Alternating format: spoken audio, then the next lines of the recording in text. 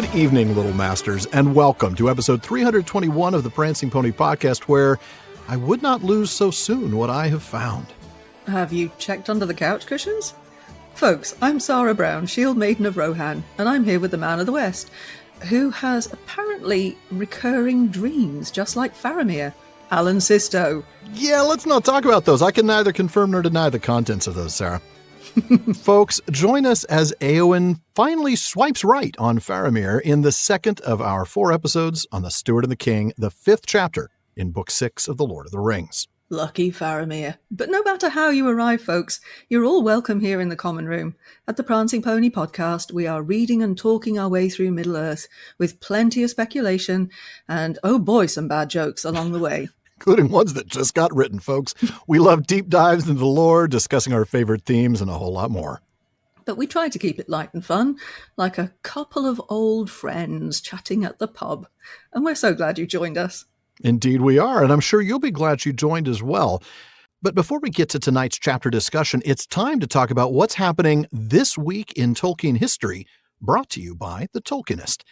Now, this episode releases on March 10th, 2024, and as we usually do in this segment, we kind of go back a couple of days and go forward a week to talk about the things happening around this week in the life and times of Professor Tolkien. Right, well, I'll start with the big one. And the reason why we're allowing ourselves to go back a couple of days instead of just looking to the actual week of 10th to 16th of March. On March the 8th in 1939, Tolkien delivered a lecture at the University of St. Andrews that you may now know as the essay on fairy stories.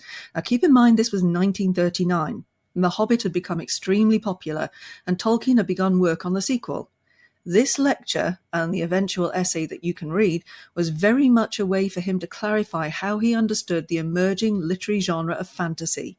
Importantly, this lecture was part of the Andrew Lang lecture series, named after Andrew Lang, a Scottish poet and novelist best known as a collector of folk stories and fairy tales, such as the Blue Fairy Book, which included tales from the Brothers Grimm and Arabian Nights, as well as Norwegian fairy tales. And focusing on that led Tolkien in his lecture to express disagreement with the inclusion of story types like traveler's tales, beast fables, dream stories, and more into that same category. He felt like fairy stories needed to take place in the enchanted realm of fairy. But what we most know on fairy stories for is the definition of fantasy. Stories that include recovery, escape, and the consolation of the happy ending, the eucatastrophe.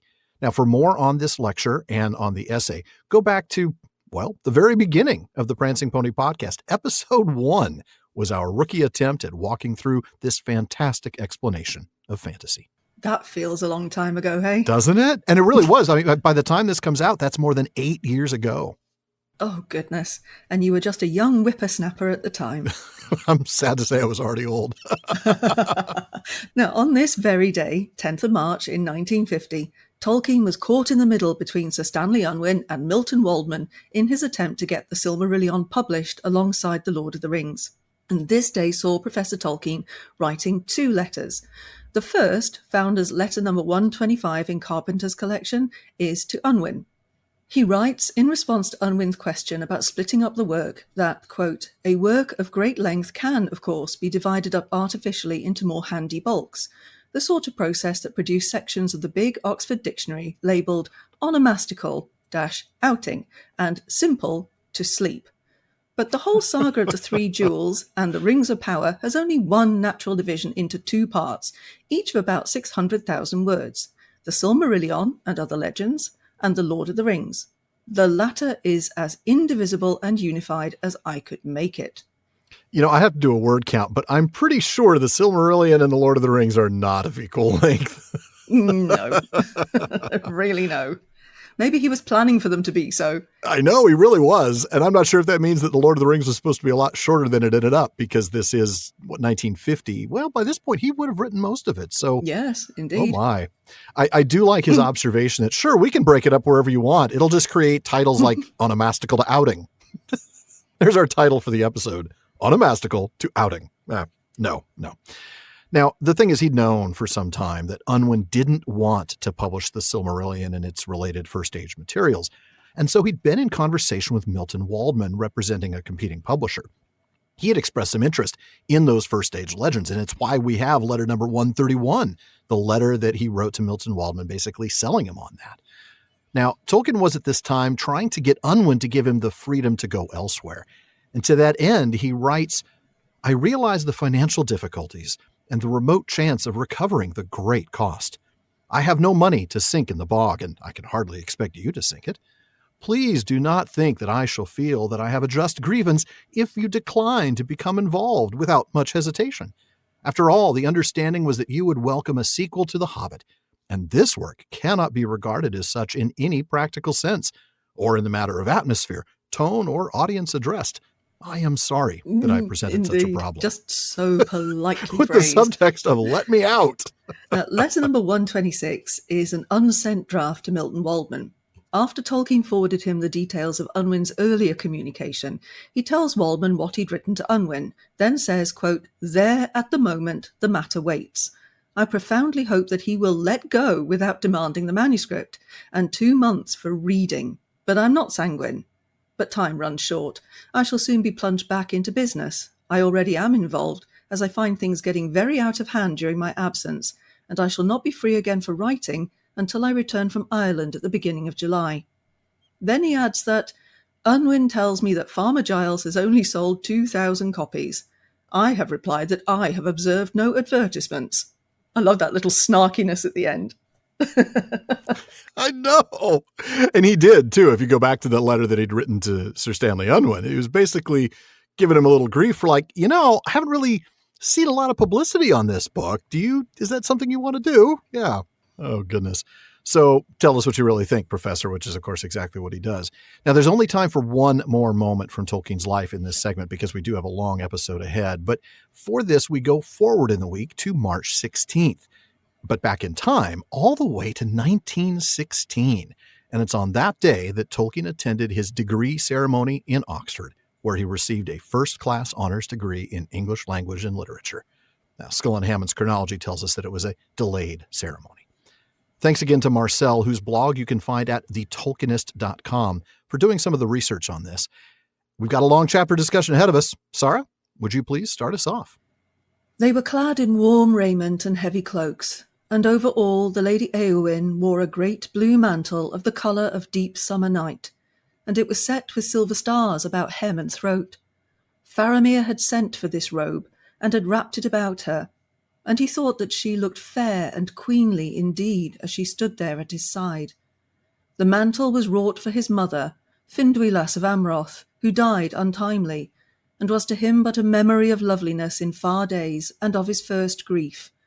And her robe seemed to him raiment fitting for the beauty and sadness of Éowyn. But she now shivered beneath the starry mantle, and she looked northward, above the grey hither lands, into the eye of the cold wind, where far away the sky was hard and clear. "What do you look for, Éowyn?" said Faramir. "Does not the Black Gate lie yonder?" said she. "And must he not now be come thither? It is 7 days since he rode away." "7 days," said Faramir. "But think not ill of me if I say to you, they have brought me both a joy and a pain that I never thought to know. Joy to see you, but pain, because now the fear and doubt of this evil time are grown dark indeed. Éowyn, I would not have this world end now, or lose so soon what I have found." "Lose what you have found, Lord?" she answered. But she looked at him gravely, and her eyes were kind. "I know not what in these days you have found that you could lose. But come, my friend, let us not speak of it.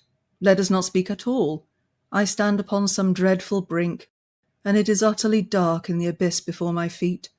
But whether there is any light behind me, I cannot tell, for I cannot turn yet. I wait for some stroke of doom." "Yes, we wait for the stroke of doom," said Faramir. Wow, thank you. Great reading, as always. Man, these passages, huh? Indeed, this getting to know you bit of their relationship. Yeah, getting to know you at lightning speed. Yeah. In the paragraph that we had to skip at the beginning, we begin by learning that it is the 5th day since Faramir and Éowyn first met. And as we talked about last episode, that was March 20th when we started the chapter, and that makes today March 25th. Yep, and that's our clue, our reminder that today is the day that all those things are happening. Frodo and Sam are climbing the last steps of Mount Doom, while the host of the West are quickly readying for battle after that little chat with the mouth of Sauron went, well, kind of as you would expect, really. Actually, yeah, that's true.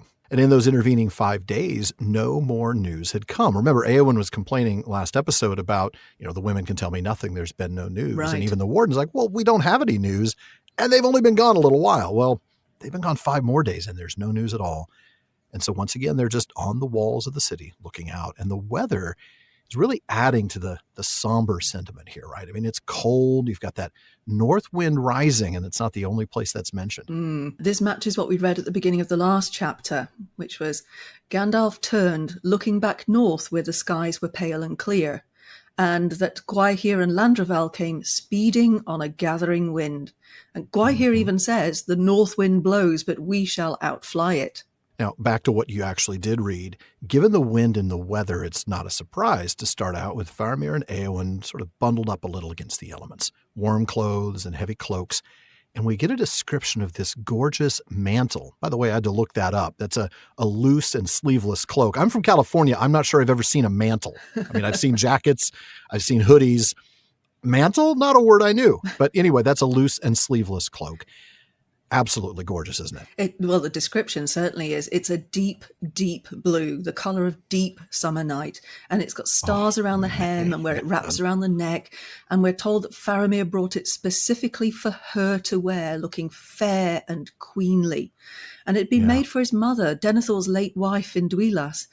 Faramir, it seems, barely remembers her. She's a memory of loveliness in far days. Oh, I love that. And, the robe made for his mom, in his eyes, it's appropriate for Éowyn because it fits both her beauty and her sadness. Right. And that kind of brings up a pairing we've heard before, or at least similar phrasings. I want to look at the times where he's noticed that before. The very first thing that he notices about her, before he's spoken a single word to her, he perceived her sorrow and unrest. And then we read that her loveliness amid her grief would pierce his heart. Right. And we also have that moment where after she mentions that her window doesn't look to the east, Faramir smiled, though his heart was filled with pity. And then he told her as much, saying, neither flower nor lady have I seen till now in Gondor so lovely and so sorrowful. I love that. I mean, he sees her sorrow first, right? We've talked about how perceptive he is, and he is moved by her sorrow. Then he acknowledges it out loud. And finally here, he brings her something not to drown out the sorrow or cover up the sorrow. He brings something that is fit for the combination of her beauty and sadness. It seems to me that he is accepting that for now, at least, that's just a part of who she is. Right. But of course, this mention of Finduilas of Amroth really calls for a sidebar. Absolutely. Yep. So who was she? What do we know about her? Okay, so in Appendix A, in the section called The Stewards, we read the following. When Denethor became steward, 2984, he proved a masterful lord, holding the rule of all things in his own hand. He said little. He listened to counsel and then followed his own mind. He had married late, 2976, taking as wife Finduilas, daughter of Adrahil of Dol Amroth. She was a lady of great beauty and gentle heart, but before 12 years had passed, she died. Denethor loved her in his fashion, more dearly than any other, unless it were the elder of the sons that she bore him. But it seemed to men that she withered in the guarded city, as a flower of the seaward vale set upon a barren rock. The shadow in the east filled her with horror, and she turned her eyes ever south to the sea that she missed. Clearly, anybody who gets involved with the sea has a longing for it. Yeah. Appendix B, The Tale of Years, gives us a little bit more. It tells us that she was born in third age 2950 and that she was the daughter of Adrahil of Dol Amroth. Well, who is Adrahil, you ask? Good question. If we look at the peoples of Middle-earth, and that's volume 12 of the History of Middle-earth, and we go to section 7, the heirs of Elendil, there's a section in there called The Line of Dol Amroth, and we actually see a family tree originally created by Professor Tolkien but redrawn in the book by Christopher, that shows Adrihil as the 21st Prince of Dol Amroth, the son of Angelamir and the father of 3 children, the eldest daughter Ivryniel, who we don't learn anything more about other than that she was born in 2947, Finduilas, born in 2950, and one boy, Imrahil, 2955. Now there's a name I recognize. Yeah. That brings us back to where we're at, kind of connects it together, right? It really does, yeah. So Finduilas was the elder sister by 5 years of Imrahil, Prince of Dol Amroth. And indeed, she did die quite young at the age of 38, some 31 years before the events of this story. Wow. And Faramir was only 5 years old. So no wonder she is but a memory of loveliness in far days to him now at the age of 36. That's right. Speaking of age, keep in mind that Finduilas' younger brother Imrahil, one of the champions of the Pelennor Fields out there with Éomer and Aragorn doing their thing, he's 64 years old at the time of this story. So for sure, Finduilas would still be alive and, and strong and active because she has so much Númenórean blood in her. And the fact that she died so young is a real tragedy. Right. And this reminds us perhaps of both the longevity of those with more pure Númenórean blood, as well as perhaps the fact that the line of the princes of Dol Amroth also have elvish blood from another source, Mithrelas, the Sylvan elf, who had been accompanying Nimrodel from Lothlorien and, it is said, becomes lost in the woods, found by Imrazor, the Númenórean man who married her, and their son Galador was the first of the princes of Dol Amroth who ruled some 900 years ago. That's right, 22 generations ago. Now, one last bit, and this is more about the name Finduilas rather than this Finduilas. Many of you, of course, remember Finduilas from the story of Turin Turambar. But did you know that in early drafts of The Lord of the Rings, the name Finduilas was actually given to the elvish princess now known as Arwen? No. Yeah. The marriage of Aragorn and Finduilas is in the drafts, yes. Okay, sidebar over. Yeah. Now, even with this amazing cloak and warm clothes, Éowyn is said to shiver. She's cold, and she's looking north, straight into the wind. Note that same clear sky in the north that Gandalf observed. That's right. And Faramir asks her what she's looking for in the north. Why that direction, right? We've been looking east, but now you're looking north. She responds by asking if that's not where the Black Gate is, and wouldn't he be coming from there? It's been a week after all. Now, before we get to Faramir's response here, keep in mind they've been talking possibly for hours each day, for 5 days now. This is the first time we, as the reader, are seeing Éowyn mention Aragorn, though she doesn't name him here. It can't have been the first time that he'd come up in conversation. And I think, honestly, the use of the pronoun he rather than the name Aragorn strongly suggests she's named him before and Faramir knows exactly who she's talking about. Right. And it's interesting to speculate. How would Faramir have handled these mentions of Aragorn, do you think? His feelings for Éowyn have already been made pretty clear and are about to be made even clearer. But I can't imagine that he'd have done anything other than speak highly of Aragorn and accept that Éowyn has strong feelings for him. Not a speck of jealousy to be had, one imagines. I agree, 100%. I mean, we look at the way he speaks about Aragorn later. He literally says he's the best man on the planet right now. He has nothing but admiration for Aragorn. How could anybody not have some sort of admiration or feelings for him? I don't think he's like, oh, Aragorn's my competitor. He's not seeing it that way at all. But we'll see a little bit more about his thoughts on Aragorn later, I think. Right. So, yeah, it's been a week, and Faramir says that the week has brought him some unexpected emotions. And he's about to tell her, but he doesn't tell her right away. He first starts by saying, basically, I don't want you to think badly of me, right? Think not ill of me for the things I'm about to share with you. Now, I don't know about you, but when somebody says to me, I'm about to say something, and I hope you don't think any worse of me for it, my first thought is, what is coming? I mean, that's, that's a big uh-oh moment. But then he lays these emotions out and he says the first feeling is joy, right? It's joy to see her, to be around her, to get to know her, to spend these times, as we observed last episode, sometimes talking and sometimes in silence, sometimes sitting and sometimes walking. It's a lovely friendship that's developing. Obviously, he's developing more emotions that are stronger than that, but he doesn't mention that quite yet. He does then say, though, about the second emotion, and it's pain. There's a lot of fear and there's a lot of doubt. And he genuinely, And this is a line that we're going to hang out here for a little bit. He says he doesn't want to lose so soon what I have found. Éowyn's response here is quite interesting. She repeats his words in a way to ask it as a question, and the narrative describes her in such a way as to believe she's sincerely asking it. She says, lose what you have found? What could you have found that you could lose? Right. And yet, as quickly as she asks the question, she moves on before he can answer it. Let us not speak of it. I know. It's a really interesting question, right? It really is. And it's a question she doesn't give him a second to even answer. Like, what could you have found? Oh, wait, I don't want to know what you could have found. I mean, maybe that's not. I don't want to ascribe any deception onto Éowyn's part. No. I think she's just not in a headspace where she can talk about this. She's just not there at all. She's not playing games any more than Faramir is, right? We've talked about Faramir putting his cards on the table. I think Éowyn as well is doing the same thing here. But, it does, I think at first glance, make somebody wonder, what am I missing, right? If this is fully sincere, and I think it really is, then she seems to maybe be a bit oblivious to his feelings, which part of me wants to say that's hard to believe. But like you said, she's just not in the headspace to receive that, right? She's not processing things in that way. If she does know how he feels, then her "come, my friend, let us not speak of it" is almost cruel, which is why I don't think she's playing games here. I think she's genuinely, what are you talking about? But you know what? I don't want to talk about that thing right now. And again, I think that the text gives us reason to believe that she's being genuine and sincere here, right? She looks at him seriously. Gravely is the word the text uses. And I love that because that brings us all the way back to her first observing the grave tenderness in Faramir's eyes. So it's that same word, grave or gravely. And her eyes were kind. And that's why I land on her being genuine. It's just like the answer isn't something she doesn't want to hear right now. It fades in comparison with the feeling and the sensation that she's experiencing right now. And what is that feeling and sensation? Right.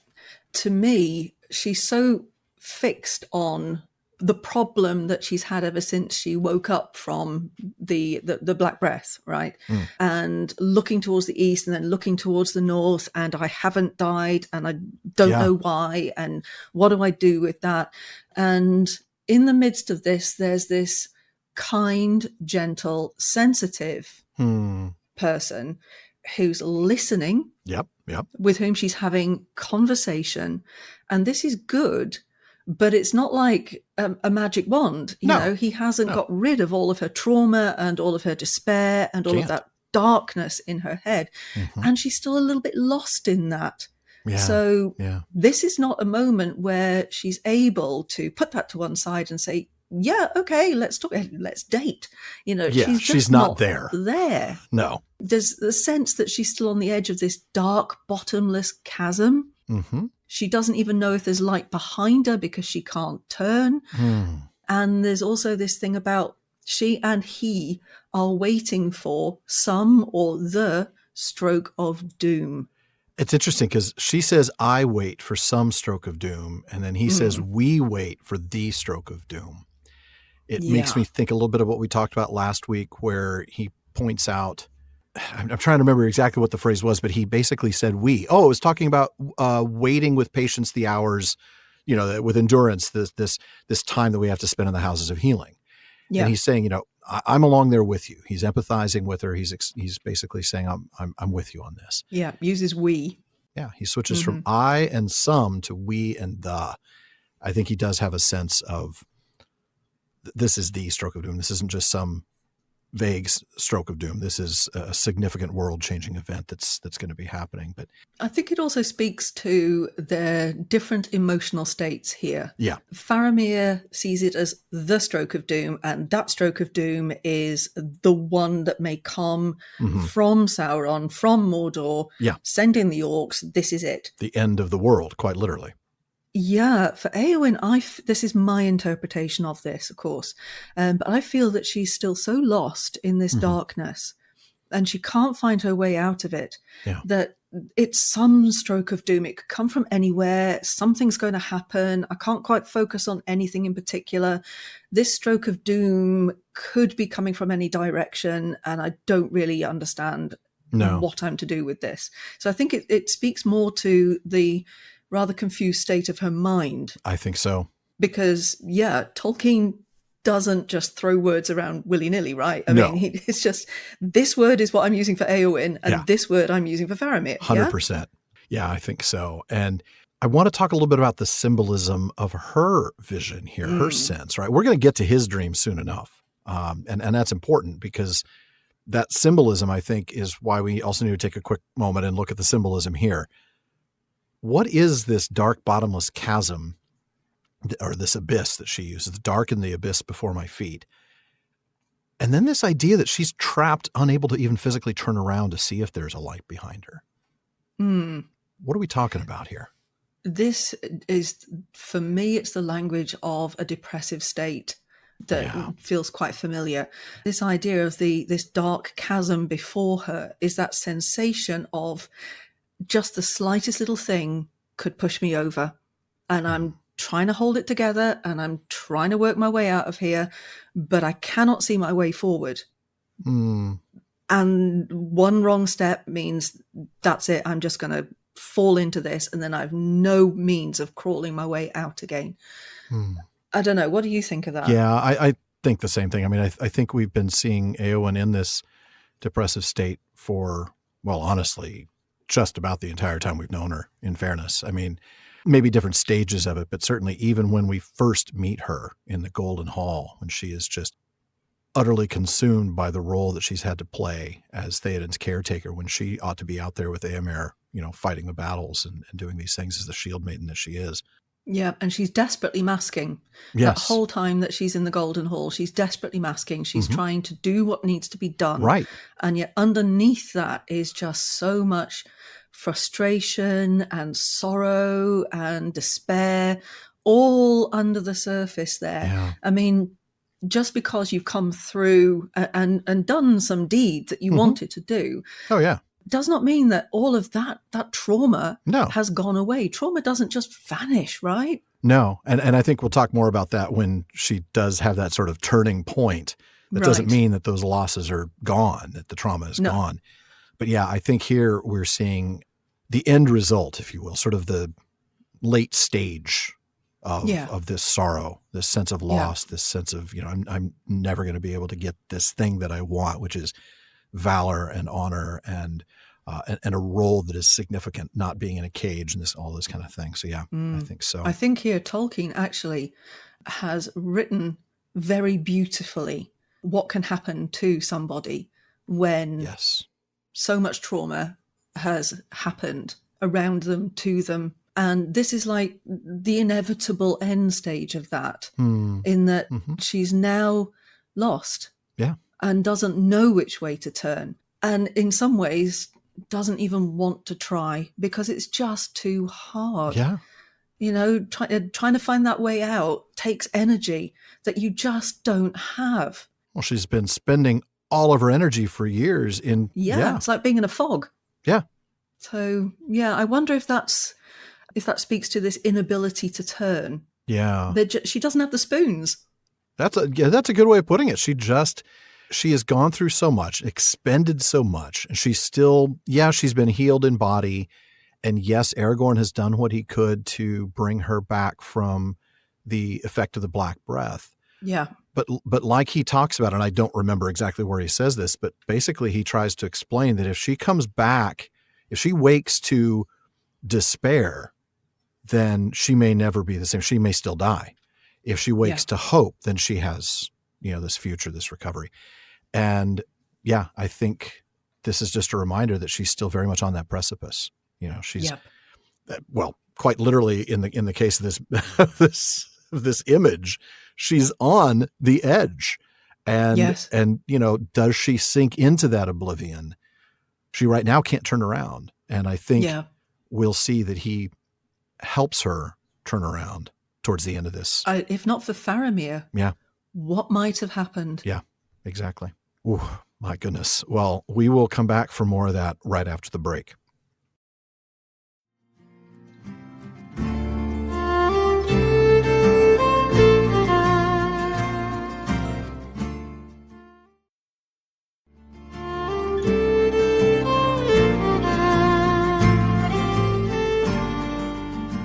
We'll get back to the stroke of doom here in a moment, but first we want to remind you that there's a lot more talk going on at the Prancing Pony podcast than just us.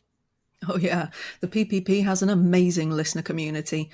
They're always coming up with great questions and discussions across all our social media spaces. Check out our common room on Facebook, our dedicated subreddit, Twitter, and more. So on Facebook, just look for the Prancing Pony Podcast. Follow the page to get the news and the episode releases, but join the group to get involved in some great discussions. Or if you prefer Reddit, find us there at r/prancingponypod. On Twitter and Instagram, we're simply at Prancing Pony Pod. And if you want daily Tolkien content, please check out Today's Tolkien Times on YouTube and all your favorite podcast apps. It's my new short format daily show with everything from Mailbag Monday to Silmarillion Saturday. Be sure to check it out at youtube.com/@TolkienTimes and follow @TolkienTimes on all your social media. Now, who wouldn't want daily Tolkien Seriously, content? every day. Come on now. Exactly, if not twice a day. There you go. For now, though, let's get back to Faramir looking for something he's afraid to lose. Alan, would you pick up where I left off? I'd be happy to. And they said no more, and it seemed to them as they stood upon the wall that the wind died and the light failed, and the sun was bleared, and all sounds in the city or in the lands about were hushed. Neither wind nor voice, nor bird call, nor rustle of leaf, nor their own breath could be heard. The very beating of their hearts was stilled. Time halted. And as they stood so, their hands met and clasped, though they did not know it. And still they waited for they knew not what.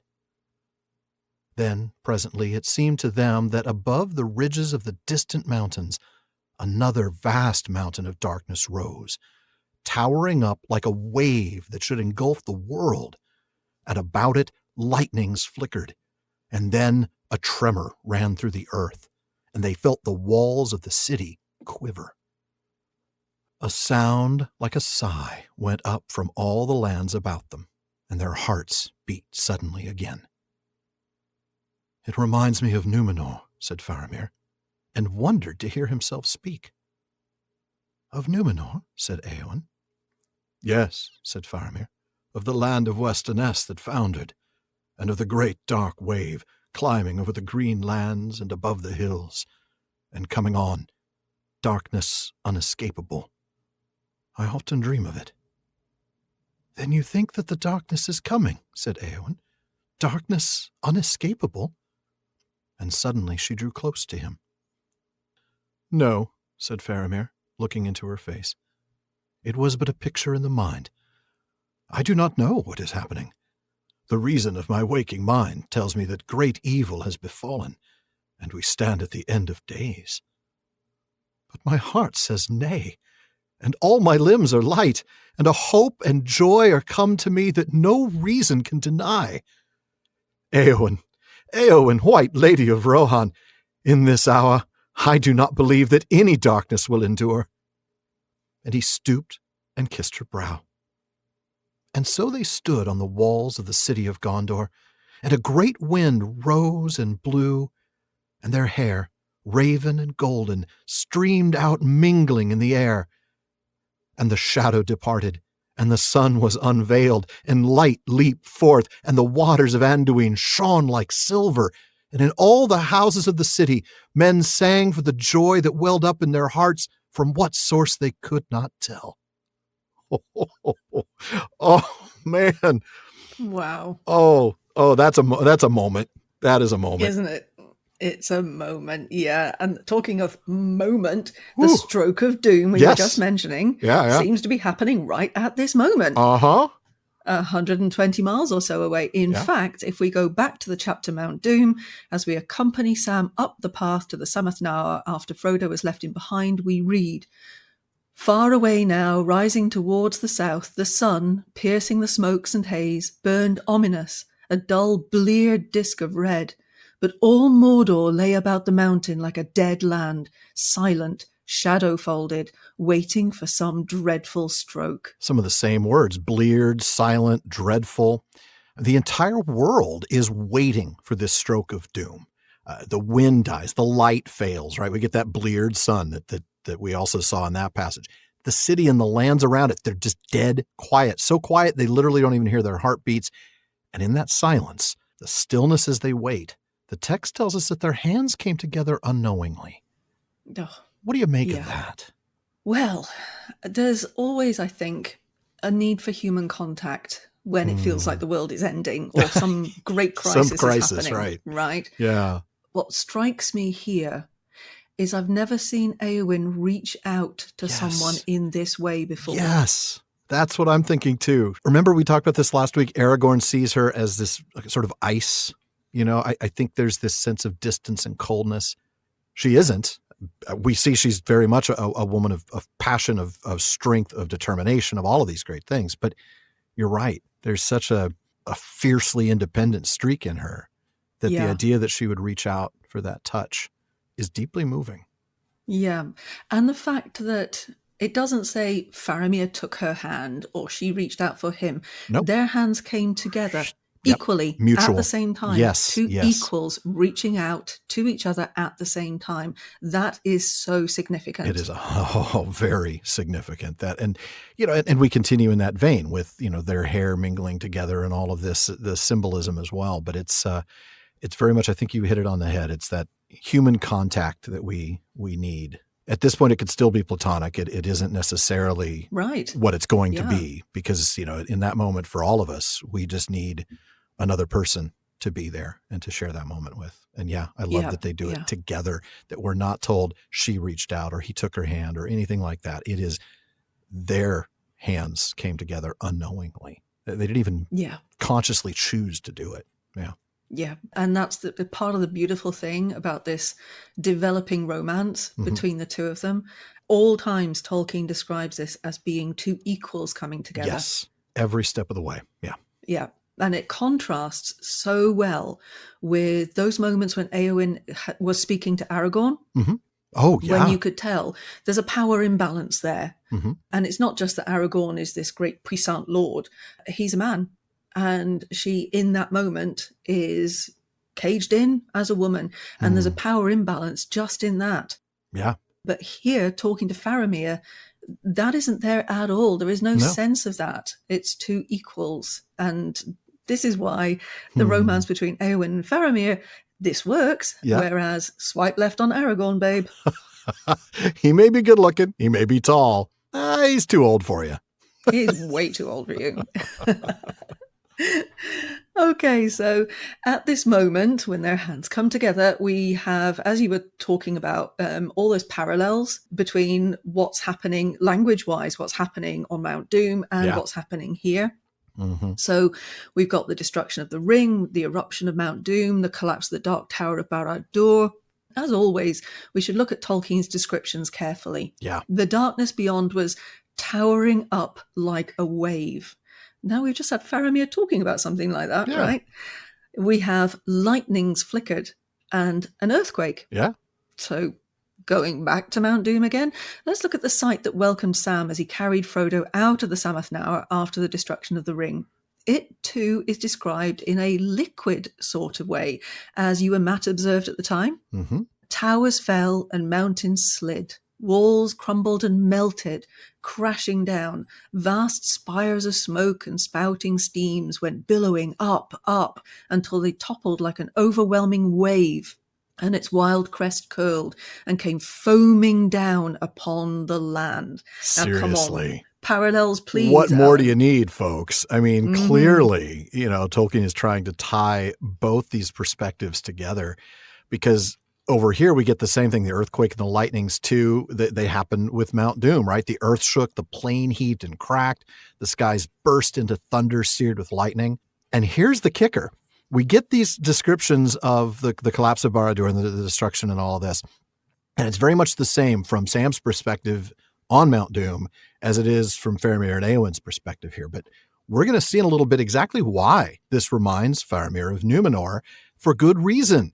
Let's go back to the Akallabeth in the Silmarillion and read about the destruction of Númenor.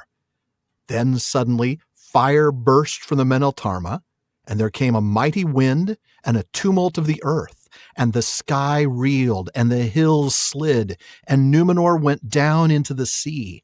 And last of all, the mounting wave, green and cold and plumed with foam, climbing over the land, took to its bosom Tar-Miriel the queen.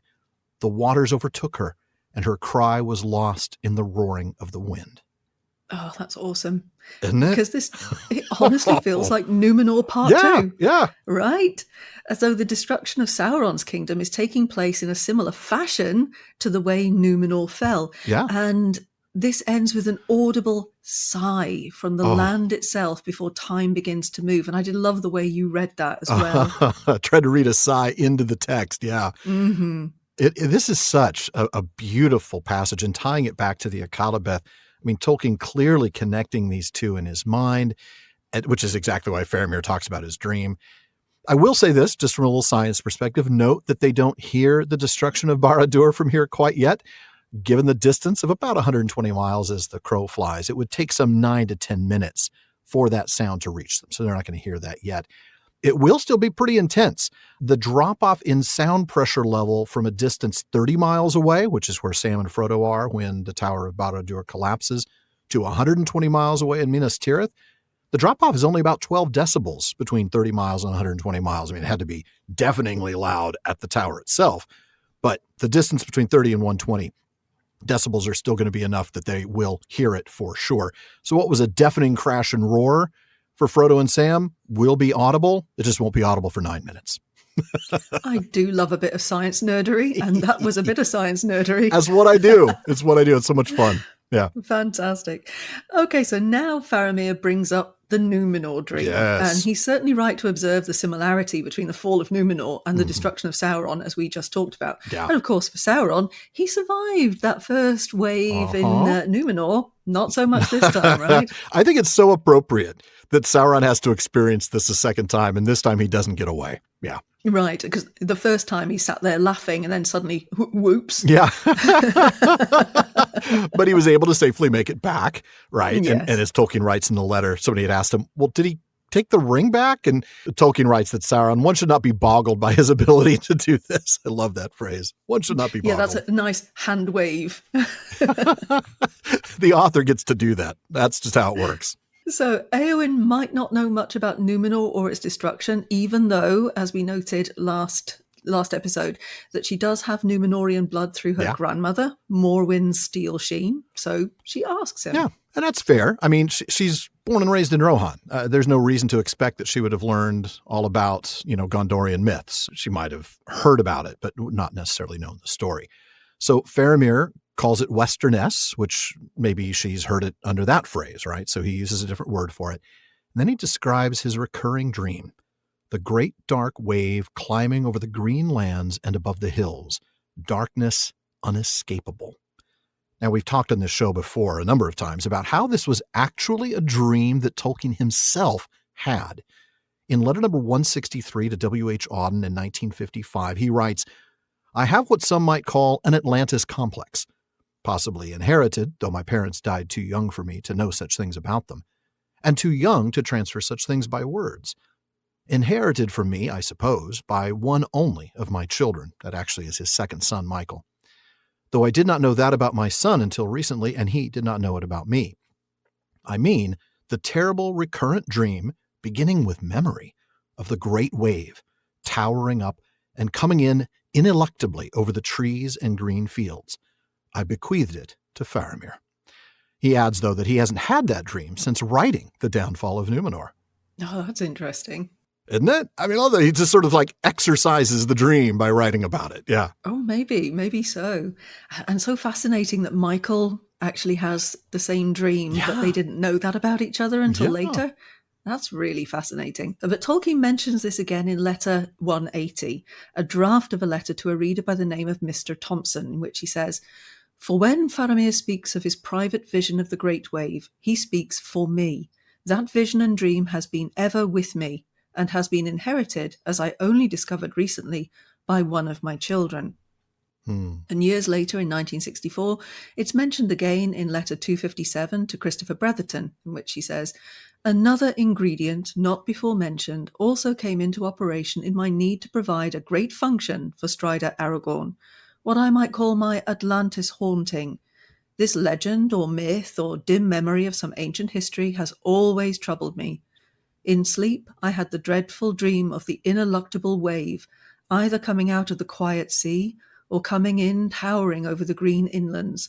It still occurs occasionally, though now exorcised by writing about it. I don't remember stealing that word, but I did earlier, and it must just be because when I wrote this, that must have stuck in my head. But yeah, it's interesting to see that he writes about it, and that sort of at least puts the dream on hold for a while. So he actually mentions it one more time, right? So, first it was 1955, and then later in 1955, and then 1964, and then again in 1965. This is letter 276. He's writing this letter to Dick Plotz, who is the Thane of the Tolkien Society of America. In that letter, he says that Numenor is his, quote, personal alteration of the Atlantis myth and or tradition, and accommodation of it to my general mythology. Of all the mythical or archetypal images, this is the one most deeply seated in my imagination.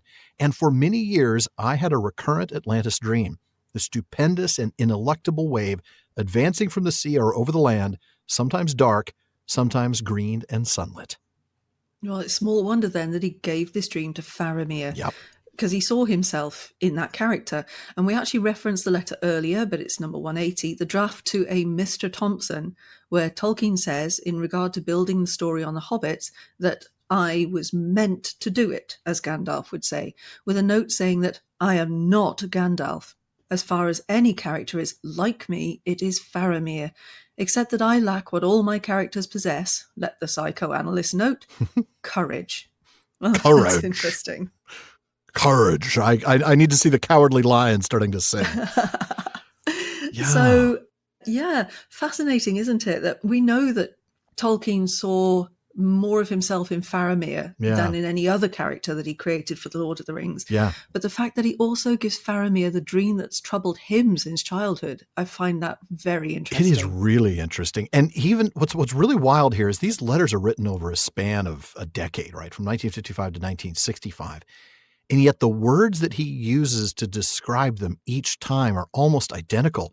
He uses that word ineluctable 3 times. That's not a word that most people have in their common vocabulary, but he uses it here. It means unavoidable or, unable to escape. He says the same things. He describes it in the same way as green and sunlit, sometimes coming from the sea, sometimes coming over land. It is amazing to me how this dream must have really impressed upon him these very specific images, always the same.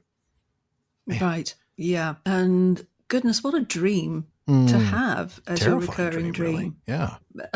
You can see how that dream links so beautifully to Faramir because in him the blood of Westernesse is flowing pretty freely. Yeah, runs nearly true. Yeah. Yeah. And so the fact that he keeps having that dream is such a direct connection between this great character, this calm, sensitive, studious man who is also proficient warrior. Yeah. He is brave, he is thoughtful, he is intelligent, he is spiritual.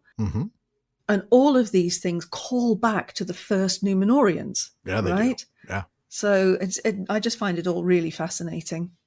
I do too. And I got to say, I hardly ever remember my dreams in the first place. The idea of having a recurring dream to me, I know we joked about that in the intro. I don't have any recurring dreams. I don't think I've ever had the same dream show up twice, but then again, I don't remember any of them. How wild it must be to have one that just shows up all the time. But unfortunately, it's a little scary. Like, if I'm going to have a recurring dream, can I write the script? Because I don't want an unavoidable wave crashing down on me, multiple times. Terrifying. Yeah, can you imagine what somebody who does examine dreams, what the psychoanalyst would make of that one? That is what I want to know, right? What does this mean? There must be a meaning behind this. Yeah, so maybe it's, if he's had it since he was a child, it's a stress dream, it's a disaster dream, isn't it? Yeah. And think about things he'd already been through as a young child. Maybe that's not so surprising he would have disaster dreams, but this is a weird one. This is a wild one for sure. And yeah, he's been having it since he was a kid. That phrase that he's had this terrible dream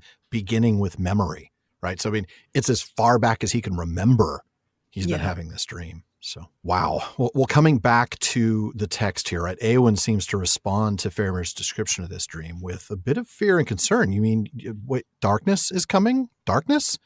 And we're not going to be able to escape it? And I like that she draws near to him at this point. It kind of echoes back to the hands coming together unknowingly. It's this moment of crisis. I think it's also a little bit of the sign of this internal conflict. I think, you know what I mean? Like she's still thinking Aragorn's the guy, but there's something in her that is still very, very, very drawn to Faramir. Yeah. Apart from anything else, I can only imagine he's been a great comfort to her. Oh, yeah, absolutely. Even if that's all it is at this point. Right. Right. And also she is aware, as we were saying only a little bit ago, that she's standing on a precipice. Yeah. Before her is a chasm of utter darkness. Well, what has stopped her from falling over that chasm in the last 5 days? Yeah. Right. I mean, I don't think, again, she's in a headspace yet to sit down and go, ooh, it's Faramir that has stopped me falling over into the chasm. No, but it's, there's something in the hind brain that is going to understand that this is someone I can trust. This is someone I can stand with, who will stand with me. So, yeah, the fact that she draws closer to him is really significant. It is. Again, to whom have you seen Éowyn reach out for comfort before? Yeah. Even in those moments when she was really expressing her love for Aragorn by using the familiar, the thee and thou and all of that, while he was still using the you and this whole deal. Even in those moments, she wasn't reaching out to him for comfort or for, that sort of tender, human touch at a time of not at hurt. all. No, she wasn't. Yeah. And I can see why she would be a little bit concerned here. I mean, to her, darkness is real and metaphorical. Yeah, absolutely. And to think that it might be unescapable, that the end is coming. Yeah. Yeah. But Faramir allays her fears. No, I don't know what's happening. It's just that it reminded me of this dream. Yeah. And part of me, reason, says that evil has come and we're coming to our end. But whatever part that is, it's not his heart. Yeah. That is filled with hope and joy. And I love that. Well, first of all, he can't have failed to observe that she has come closer to him. But his response isn't to say, that's right, darkness is coming. Get closer. This is not, the creepy stuff. He's a good guy. Exactly. Can we just repeat what a good guy Faramir is? Yeah, no red flags. No red flags. He's like, no, that's not it. I'm not here to scare you. You don't need to be afraid. No. Darkness is not coming. And even though my brain says something bad is coming, my heart, my emotion, the core of who I am, my spirit says, no, good things are happening. And he speaks this hopeful line, and he speaks it directly to her. I love this. He speaks her name twice. Éowyn, White Lady of Rohan. In this hour, I do not believe that any darkness will endure. I cannot believe anymore that darkness or any evil, is what he's saying here, could possibly last. I don't know about you, but when I hear this idea that darkness and evil cannot last, it brings me back to Sam's observation when he saw the Star of Eärendil poking through the cloud rack in Mordor. In the end, the shadow was only a small and passing thing. There was light and high beauty forever beyond its reach. And Faramir knows that to his core right now. Oh, that's wonderful. A wonderful parallel to draw there. Love that. So many in this chapter. It's crazy. You're like, wait a minute. Connecting so many dots. Yeah. Right. And he leans down and kisses her forehead and just feels like another bit of his tenderness, right? Yeah, it does. But this last paragraph is amazing. And so they stood, and a great wind, and their hair, and the shadow, and the sun, and light. It just keeps going. It does. And, Tolkien doesn't do this often, but when he does, it is to incredible effect. This parataxis, in his case, he uses the coordinating conjunction and, right? Parataxis can also be no conjunctions at all, but here he uses the coordinating conjunction and. The difference between parataxis and other forms, they will typically use subordinating conjunctions, because, or since, or if, or then. Not here. Here it's just those coordinating conjunctions. Right, and the effect of coordinating conjunctions is that it ensures that each element within that list, if you like, is of equal importance. Exactly. And that eliminates things like cause and effect, space or time, etc. Right. And one of the best examples of parataxis that eliminates conjunctions altogether, though, Julius Caesar's "I came, I saw, I conquered." Yeah, that's a perfect example of parataxis. It's one of those things that, like, until you've really seen some examples, it's almost hard to understand. I mean, you can read what it means, but until you read some examples, it's hard to picture it. And, Tolkien does it. And of course, I think for me, the one that hits me even harder than this is chapter 5 of book 5, The Ride of the Rohirrim. And that's where we read, I think, the prime example of parataxis. And darkness was removed, and the hosts of Mordor wailed, and terror took them, and they fled and died, and the hoofs of wrath rode over them.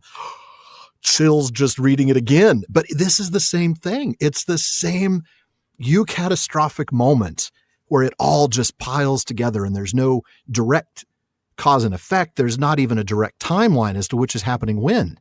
It's beautiful. Yeah, it just piles thing upon thing upon thing upon thing. I mean, when you're in school and you're writing your first stories, your teacher's going to tell you, you've got too many ands in that sentence. You're going to have to sort that out. Terrible sentence structure. Yeah. And that is true unless you have that level of control of polysyndetic sentence structure, which is where you've got the use of and. Yes. You've got to have the control of it and know what you're doing with it, that you're building something with that. Yes. Tolkien does it so beautifully. We find more examples of it in the Silmarillion. Oh, yes. Quite a few more.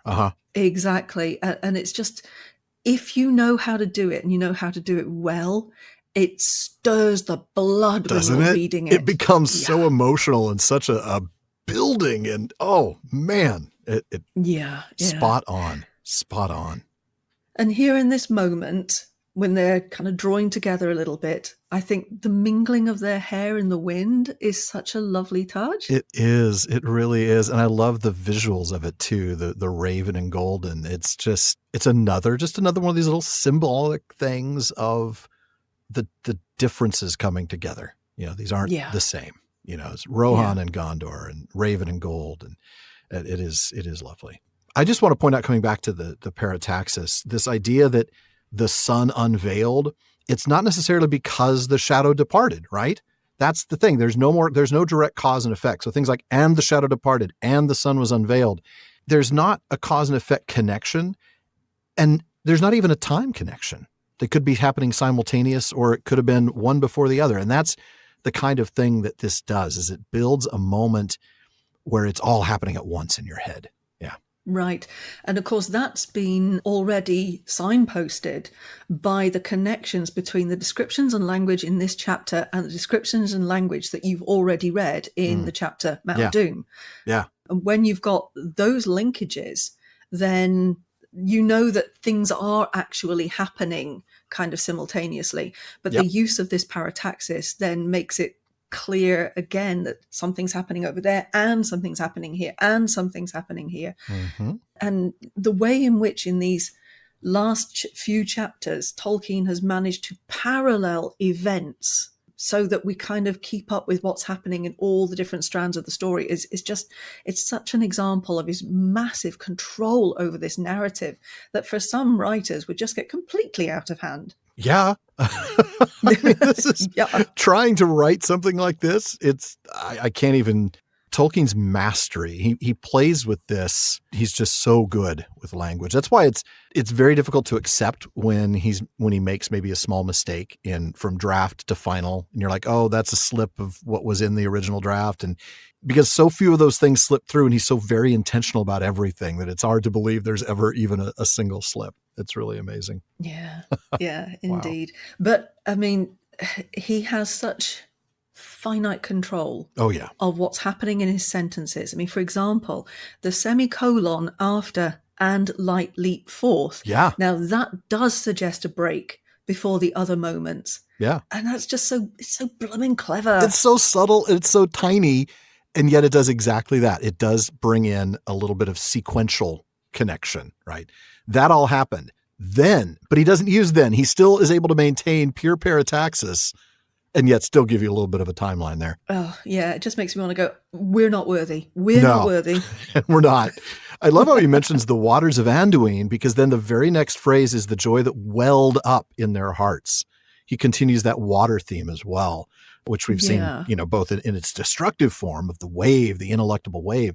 And here it is, the waters shine and then the joy wells up. It's just, wow. Stunning stuff. Absolutely. Oh, well, speaking of stunning stuff, you get to read from here. You're going to read part of the song, the Eagles song. Yes, I'd like to thank you at this point for not setting this to music and expecting me to sing it. And in fact, everybody listening should probably be thanking you for not asking me to sing it. You didn't know that I've got music queued up here in our recording studio for you to sing to? It's a little karaoke Okay, I'll track. just be leaving the room now. Nobody needs to hear that. Oh, man. Okay, then. And before the sun had fallen far from the noon out of the east, there came a great eagle flying, and he bore tidings beyond hope from the lords of the west, crying, "Sing now, ye people of the Tower of Arnor, for the realm of Sauron is ended forever, and the dark tower is thrown down. Sing and be glad, all ye children of the west, for your king shall come again, and he shall dwell among you all the days of your life. And the tree that was withered shall be renewed, and he shall plant it in the high places, and the city shall be blessed. Sing, all ye people." And the people sang in all the ways of the city. The days that followed were golden, and spring and summer joined and made revel together in the fields of Gondor. And tidings now came by swift riders from Caer Andros of all that was done, and the city made ready for the coming of the king. Oh, man. I got chills again. This chapter just over and over just pummels you. Yep. Oh, the language is so beautiful. It is. It is just breathtaking at every turn. I know we'll get there, but I'm still just, I don't know, fawning over spring and summer joined and made revel together in the fields of Gondor. Wow. What a phrase. I don't know that anybody else could ever use that and not sound campy or over the top, but Tolkien does it because he does it right. Yeah. Right. And notice how that parallels what happens in the Shire after the scouring. Oh, it does. And now the I've got one golden more days week. and the spring and the summer and all of that. I think we have a little foreshadowing. I was going to say, I'm going to have to remember that when we get to Scouring of the Shire. Mm-hmm. So going back to the beginning of what you read, right? We open with something, I have to say, I don't know that I'd caught it before. I don't know how I missed it, but I think I did. I guess I'd always figured that Gandalf sent one of the other eagles to send word to Minas Tirith. That's just what I imagined. Oh, the eagle's coming from, over there. But these tidings came from the Lords of the West. That phrase only and always refers to the Valar themselves. This suggests that Manwë himself has sent word to Gondor of the victory over Sauron. Oh, that's a great catch. Oh, man. The Valar are involved here. Yeah. About time. About time. That's fair. That's fair. But this makes sense, given the prophecy contained in the fourth stanza, we'll get there soon enough. Let's look at the others. Okay. The first stanza is addressed to the people of the Tower of Anor, the Tower of the Sun, and that's the original name of the city, Minas Anor. Mm-hmm. It includes a reference to the realm of Sauron, and it echoes Gandalf's statement that it is ended, though adding the part about forever. Forever. Sorry. Little Sandlot reference for you out there. I don't know if we make too many Sandlot references here. So the second stanza, and we skipped it only because, again, we have to skip something. We can't read the entirety of a work, is addressed to the people of the Tower of Guard. Now, that is, of course, what Minas Tirith means. So this verse it's acknowledging that the city has both of those names. And then, of course, to guard is to watch. So the eagle's message is, hey, you're guarding, you're watching, hasn't been for nothing. The Morannon has been destroyed, and the king, there's something they got to be glad to hear, has won the battle. Yep. So the third stanza references the king again, saying he'll come back and live with them the rest of their lives. Mm-hmm. And this is almost certainly literally true. Yep. Aragorn won't die until he's 210, after reigning as the king of Gondor and Arnor for 122 years. Anyone alive to hear the eagle's message will almost certainly die before he does. That's a fair point. I mean, nobody else is going to have that same level of Númenórean blood as Aragorn does. Then this message, of course, it's no longer addressed to the residents of the city anymore. It is to all ye children of the West. Remember, Aragorn is going to rule over a united realm of Gondor and Arnor, something that didn't even really happen under Elendil, right? He ruled Arnor while his sons co-ruled Gondor. Aragorn's king over all of that, and it's united for the first time. And then the final stanza, of course, is where that prophecy is located. The tree that was withered shall be renewed. And honestly, if nothing else, that alone is sufficient evidence to me. The eagle isn't just a messenger from Gandalf, sending somebody over from the battle over to Black Gate, is an actual messenger from the Valar themselves. Yeah, I think you're right there.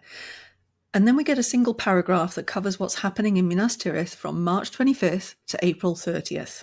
What a phrase. Spring and summer joined and made revel together. So beautiful. We've talked before on the podcast about the importance of the calendar to Tolkien. Yeah. And the events of the story, the departure of the hobbits from the Shire in September, their departure from Rivendell in December, and so on. Yeah, that's right. We even talked about the significance of March 25th. We say it is important because Tolkien said it is important, right? We're not the ones making that determination. In the infamous letter number 210, it's the one where Tolkien is writing to Forrest J. Ackerman about the proposed Zimmerman script. He writes, "Seasons are carefully regarded in the original. The main action begins in autumn and passes through winter to a brilliant spring. This is basic to the purport and tone of the tale. The contraction of time and space in Zimmerman destroys that. His arrangements would, for instance, land us in a snowstorm while summer was still in." Do you know what? I can hear him saying that in a really grumpy Gandalfian voice. Totally grumpy. The entirety of letter 210 is an exercise in grumpiness, and it's beautiful.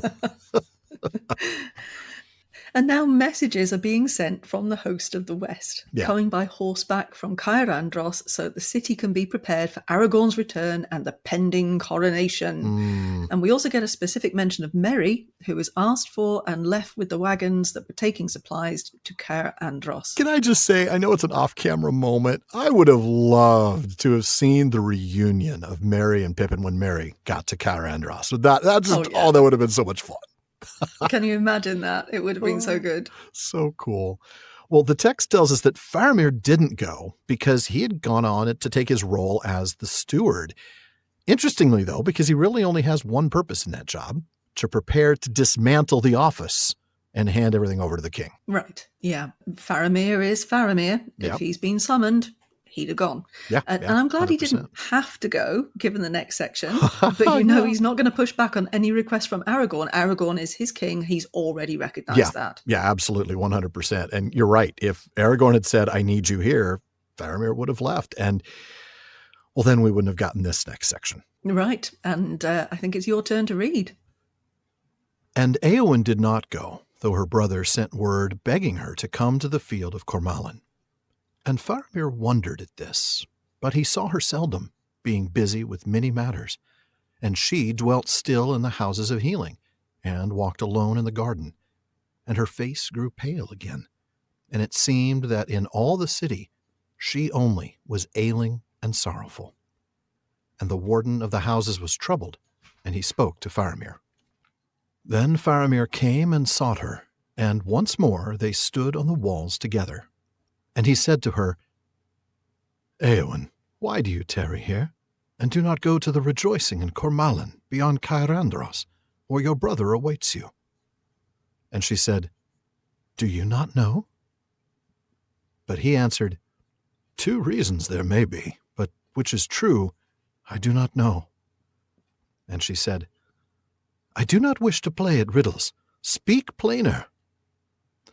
'Then, if you will have it so, lady,' he said, 'you do not go, because only your brother called for you, and to look on the Lord Aragorn, Elendil's heir, in his triumph would now bring you no joy.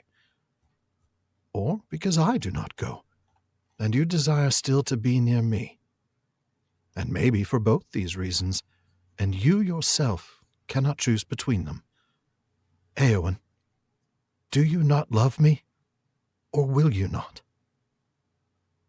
'I wished to be loved by another,' she answered, 'but I desire no man's pity.' 'That I know,' he said. 'You desired to have the love of the Lord Aragorn, because he was high and puissant, and you wished to have renown and glory, and to be lifted far above the mean things that crawl on the earth. and as a great captain may to a young soldier, he seemed to you admirable. For so he is, a lord among men, the greatest that now is. But when he gave you only understanding and pity, then you desired to have nothing, unless a brave death in battle. Look at me, Éowyn. And Éowyn looked at Faramir long and steadily, and Faramir said, Do not scorn pity that is the gift of a gentle heart, Éowyn. But I do not offer you my pity, for you are a lady high and valiant, and have yourself one renown that shall not be forgotten. And you are a lady beautiful, I deem, beyond even the words of the elven tongue to tell. And I love you.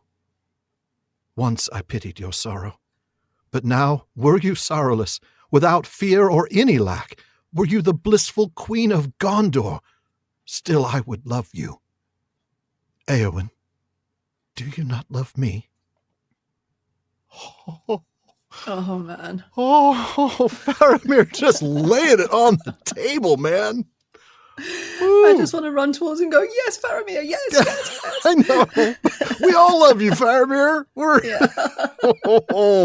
But he just exposes his heart, right? I mean, right here, all of it right now, totally transparent. I love this. Yes. Oh. Lays it all out for her. Yeah. Heart on the sleeve and yeah. It's just so beautiful. High risk, high reward. Yeah. I mean, really, 100%. So in the last section, we learned that Merry went and Faramir didn't. And this section opens with Éowyn also not going, despite Éomer's request. The text says that he was begging her. Yeah. But we learn that while Faramir understandably wonders why she hasn't gone, he's been a bit too busy to really sit down and talk with her. I think that's quite significant because she'd had his companionship for some time. Yeah. And now he's been too busy, right? For days, right? I mean, he has been busy. And it looks like, honestly, she's suffering a bit for his absence. I mean, we've talked about this. You know, she drew closer to him. She sees him as a safe place. She sees him as she can open up and talk about these things, that this abyss that's opened up at her feet. She's not able to tell the warden about that, right? She's not telling her, whoever's coming in and giving her care, but she can talk to Faramir about that. So with him gone, she's suffering. She's alone. Her face is pale again. She's kind of sinking back into that depression. She's the only one in the city still sorrowful in the midst of, the destruction of the ring and the destruction of the realm of Sauron. So how much of that is the strength she drew from Faramir and how much of this is her depression returning? Are the two directly connected? A bit from column A and a bit from column B, I think, on this one. I mean, after all, again, you can't hand wave depressive states away. No. Faramir had given her something that could keep her upright, if you like, keep her putting one foot in front of the other. And he just hasn't been there for the last few days.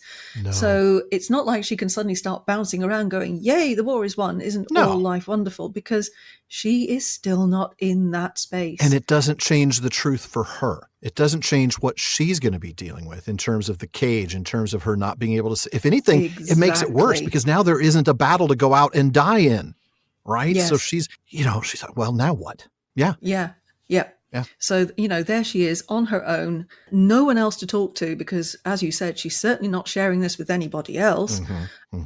And then all that she's got time for is having it all play on her mind over and over. Nothing to distract her from that. That sort of solitude and that sort of, nothing but time to think, that's not good when you're facing what she's facing. No. Right. Who is she now? The war is over. Yeah. Sauron is defeated. Well, that's just great. Great. Any need for shield maidens is gone. And yet that's who I am. That's what I do. And even her role as dry nurse to Theoden is gone. Right. I mean, what is she going to do now with her life? Right. Well, is she supposed to just go home and do the same thing all over again? Right. Exactly. Yeah. I think she'd rather throw herself off the battlements of Minas Tirith than do that. She would. And so the warden, and I know we gave him some grief last episode, and for good reason in some cases, but he is clearly attentive and caring here, right? He observes this about her. This is his job, but he notices that she is sinking back into this. And so he reaches out to Faramir, I need you to come help her if you can. Yeah. Yeah, and with that takes us back to what we were talking about last episode, where he notices the two of them and they seem to be healing each other. Yes. The fact that they were growing in strength. Yeah. Mm-hmm. Right. So Faramir comes in response to the warden, and they stand on the walls where he finally asks the question that he's been wondering about for a few days. Basically, why are you still here, huh? Yeah. But, first he asks the question openly, not offering his opinion. Right. He doesn't say, so are you still here because, Aragorn's out there? I mean, he knows that's one of the reasons, but he wants her to feel, like, okay, what you have to say. This isn't about me telling you why you're still here. This is about me giving you a platform. All men should be like Faramir, please and thank you. Yes, exactly. Exactly. Don't tell me what I think or feel. Let me tell you. Please. Yeah. So he's just awesome. He really is. So she answers a little strangely at first, like asking him if he knows why, as though he should. And it starts this little back and forth. And obviously he's been thinking about this. He knows some things. And so he says, well, there could be a couple of reasons, but I don't know which one it is. Right. No, but she says she wants him to speak plainly, that she doesn't want to play at riddles. Yeah, I have to ask, though, in fairness, and Sara, maybe you can help me fight through this a little bit. What about her do you not know line just a minute ago? In fairness, that seems like that's a bit of a riddle for him to solve. And she's like, now that I've thrown my riddle out and you didn't bite, I don't want to play at riddles. Yeah, a little bit. But I think there's also a little bit there of you must know, after all the things we've talked about, you must know how I feel about Aragorn. Yeah. So when she says, do you not know, she's only thinking of the one answer, which is Aragorn. Yes. Okay. Right. That makes sense. I can buy that. Yeah. I think so. But it's Faramir's response that is the core of this first part of the conversation. Mm-hmm. Once again, revealing just how perceptive he is, how sensitive this man is. His attention. Anyone might have known that it was because she wanted to be invited by Aragorn, and just about anyone who'd spent this time with her lately might think the other reason has to do with her friendship with Faramir. But it takes the perception of Faramir to recognize that it isn't one or the other. It is for both these reasons. Oh, that conflict. Oh, and exactly. She is conflicted as to her real feelings, and he knows that. And so once again, being Faramir, he lays his cards completely on the table, asking her, is it that you don't feel anything for me? Or is it that you're not willing to acknowledge that you feel anything for me? That's do you not or will you not?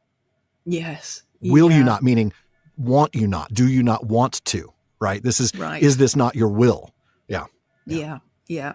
And she does respond honestly, saying she wished to be loved by someone else, but importantly, does not want a man's pity. Oh, no. No pity here.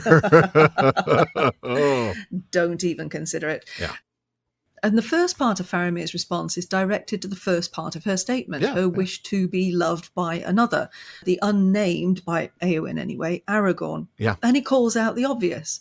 Yeah, you wanted Aragorn to love you, but let's talk about why you wanted him to love you. And, he really just knows. He understands so well. He understands, and yet think about the chance he's taking by saying this, right? If he's wrong, which he's not, he's Faramir, so he's very rarely wrong. He's saying, here's why you want Aragorn.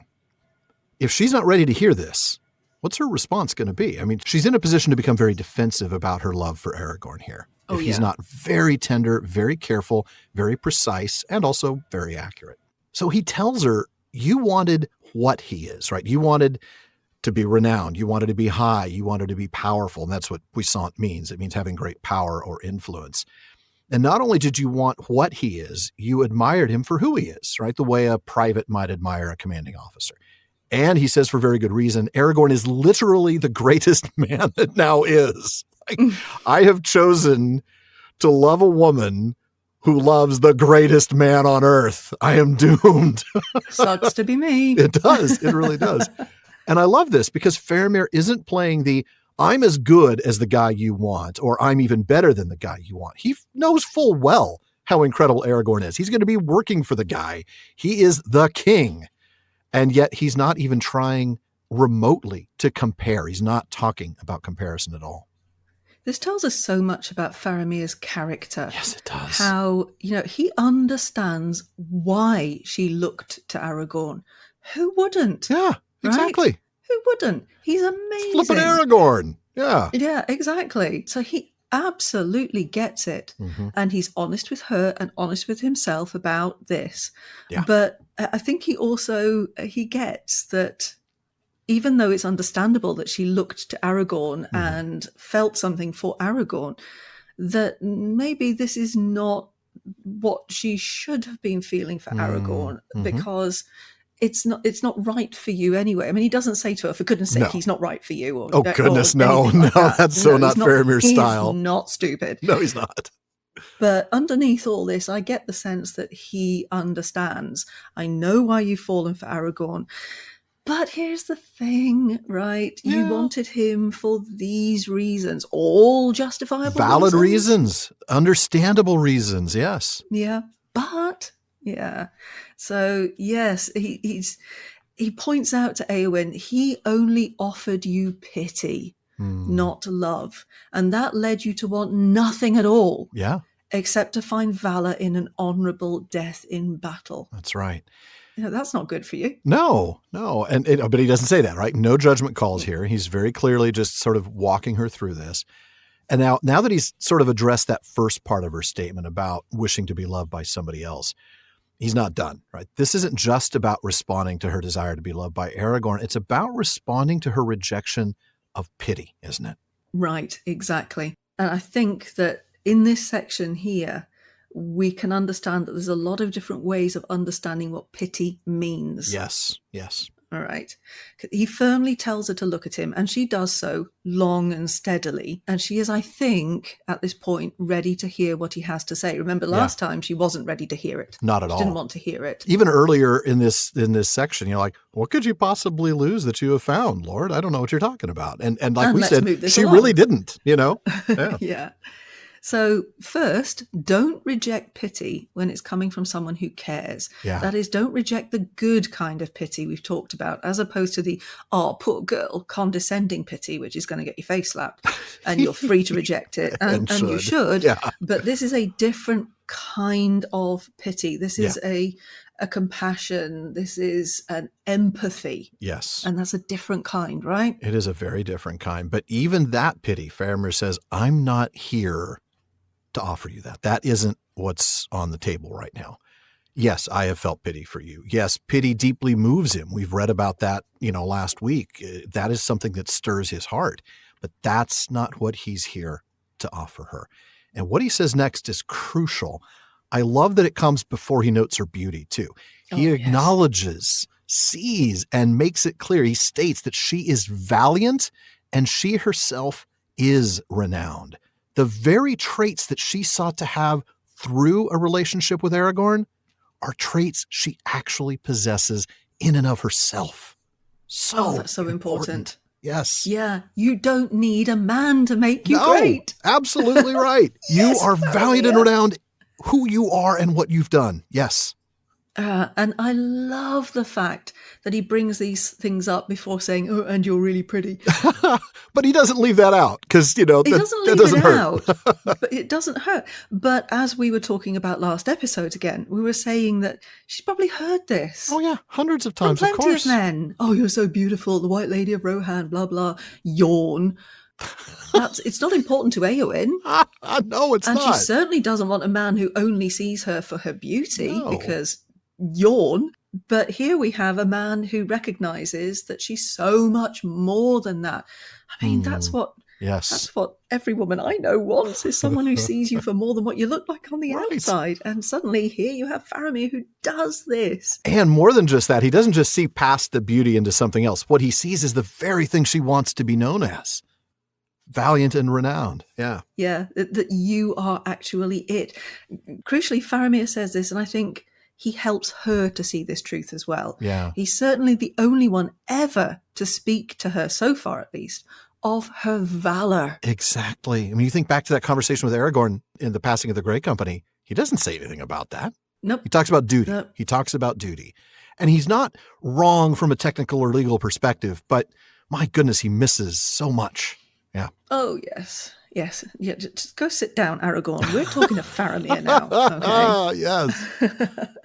He accepts her for who she is, as a shield maiden, as a fighter. He doesn't start talking to her about her duty to her people, her duty to the king. Nope. No, I am looking at you. Yeah. And he sees all of her. Yes, he does. In fact, I'm going to argue here that you, having laid out that wonderful case in your Oxenmoot talk about Éowyn also being Dernhelm, right? That is thank you. her masculine side as opposed to a mere disguise that I think, we've often seen Dernhelm as. I think Faramir here, without saying as much, because he's not thinking about this, he doesn't even know necessarily about her story. He's expressing love for Dernhelm as much as he is expressing love for Éowyn. That is her complete nature, her whole self. Oh, I think that's so right. That's a really, really great point. Thank you. It's just that talk brought that home to me, this idea that what Faramir's seeing in her is not just her feminine side, but her masculine side. And I don't mean that in a gendered way so much as what we assign traits to sometimes. It's a gender performance way. So the warrior side of her as well as the, Yeah. So it's only after he's mentioned this, only after he's said these things that he mentions her beauty. It is secondary to her valor and to her renown. Though it's got to be said, he describes her beauty in pretty beautiful words. I mean, he's got a way with language here for sure. Yes, he has. And so far, I've got to say, he's batting higher than Aragorn. Oh, yeah. Definitely. Yeah. So he finally lays it on the line. Yeah. He speaks those words. He loves her. Yes. And he confesses that he once had pity for her, at least for her sorrow. And that's important. It is. He points to the sorrow. It's the sorrow he felt pity for. Yeah, not for her. For her. 100%. Yeah. Right. Absolutely. Yeah. But even without her sorrow, without any need, even if she were the blissful queen of Gondor. Love that. Right? Yeah. He would still love her. He absolutely would. And I think the importance of that explanation of his, right, without any sorrow, without any need or lack, that is to remind us, like, he is not a white knight here. He is not here to rescue the needy and helpless Éowyn. He's not interested in her out of pity, like, oh, I feel so sorry for her. Aragorn's not going to take her. Somebody better take her. I mean, that's not it at all. This is not who he is. And we just want to really, really pound that point home. And then he ends this section with the simple, high-risk, heart-stopping question, do you not love me? Don't ask a question you don't want to know the answer to, man. I mean, ooh, brutal. Yeah. And yet, this is going to be so good. Get you a man who sees you for all you are. Yes. Absolutely. And loves all of that. Yeah. I mean, that's just, wow. That's just amazing and wonderful and fantastic. And yeah, laying your heart on the line with that kind of question. That's it. I mean, you're open and bleeding. Yes. So much admiration for Faramir here. I mean, he could have left it at just, I love you. Like, he could say that. That's gutsy enough. Oh, yeah. But to end it with, do you not love me? Yeah. Oh, man. That is rolling the dice and just, it better come up boxcars because that's the only thing it's going to do here. Yeah. It's a risky move. It is a risky, that's a bold move. Let's see if that pays off for him. Sara, would you take the rest of this reading? Okay. So, spoiler alert, I think it will pay off for him. That's fair to say, yeah. Then the heart of Éowyn changed, or else at last she understood it. And suddenly her winter passed, and the sun shone on her. I stand in Minas Anor, the tower of the sun, she said, and behold, the shadow has departed. I will be a shield maiden no longer, nor vie with the great riders, nor take joy only in the songs of slaying.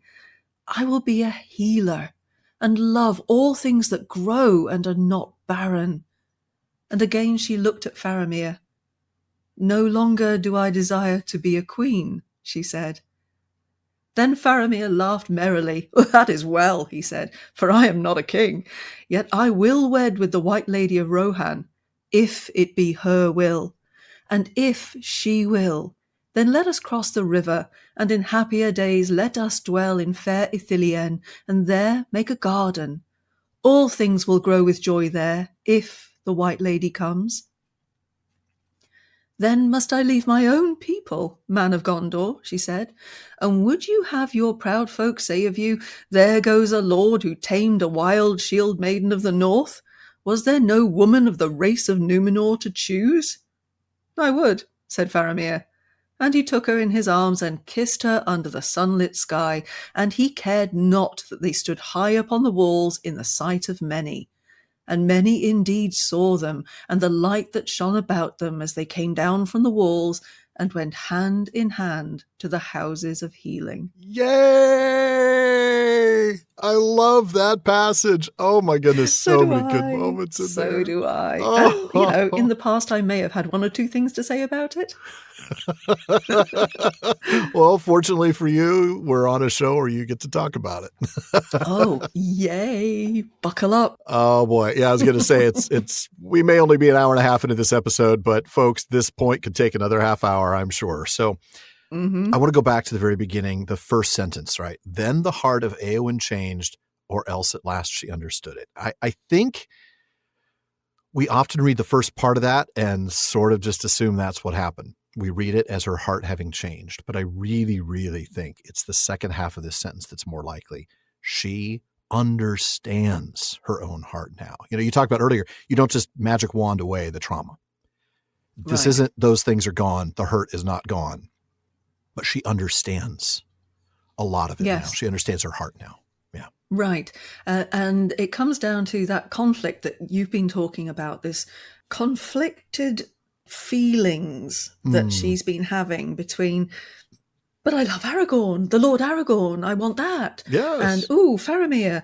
And, you know, she's had all this going on inside that poor foggy head of hers. Exactly. For ages. She's not clear-headed. This would be a hard decision if she were clear-headed. But she's struggling right now, and to make a decision like this now, it takes something else, this almost outside thought. And we'll get to this, but I love how forward Faramir is here. It took that level of courage on his part to sort of help her get over that hump. It's still her doing it, but it's like, he kind of helps give her that nudge. Yeah. Right.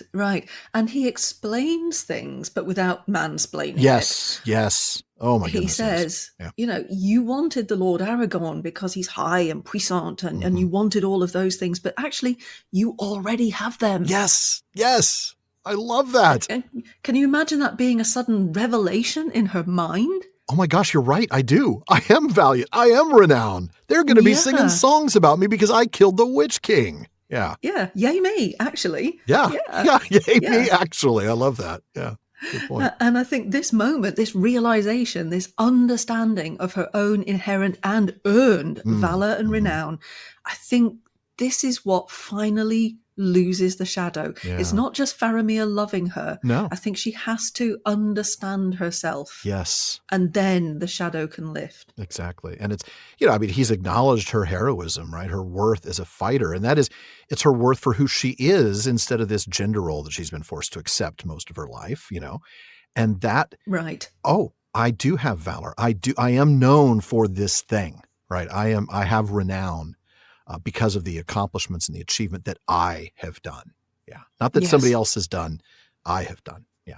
And it takes someone seeing her, the whole of her. Yes. For her to see the whole of herself. Yeah. I think there's something there as well, because there's been so much conflict inside Éowyn all the way up to this point. And the conflict between Aragorn and Faramir. But up until then, there's the conflict between the dutiful Éowyn, who does what she is supposed to do. Yeah. And Dernhelm, who does what she wants to do and needs to do. And that's got to be a conflicting clash inside that one body. Oh, yeah. And to actually understand that she can be all of these things. This is a moment where she becomes whole because Éowyn can embrace Dernhelm and Dernhelm can embrace Éowyn and recognize that the two are actually Oh God, I'm going to go all Spice Girls here. Yeah. Two become one. Yeah, there you go. They're not really two halves of the same person. No. They are two wholes of the same person. They exactly.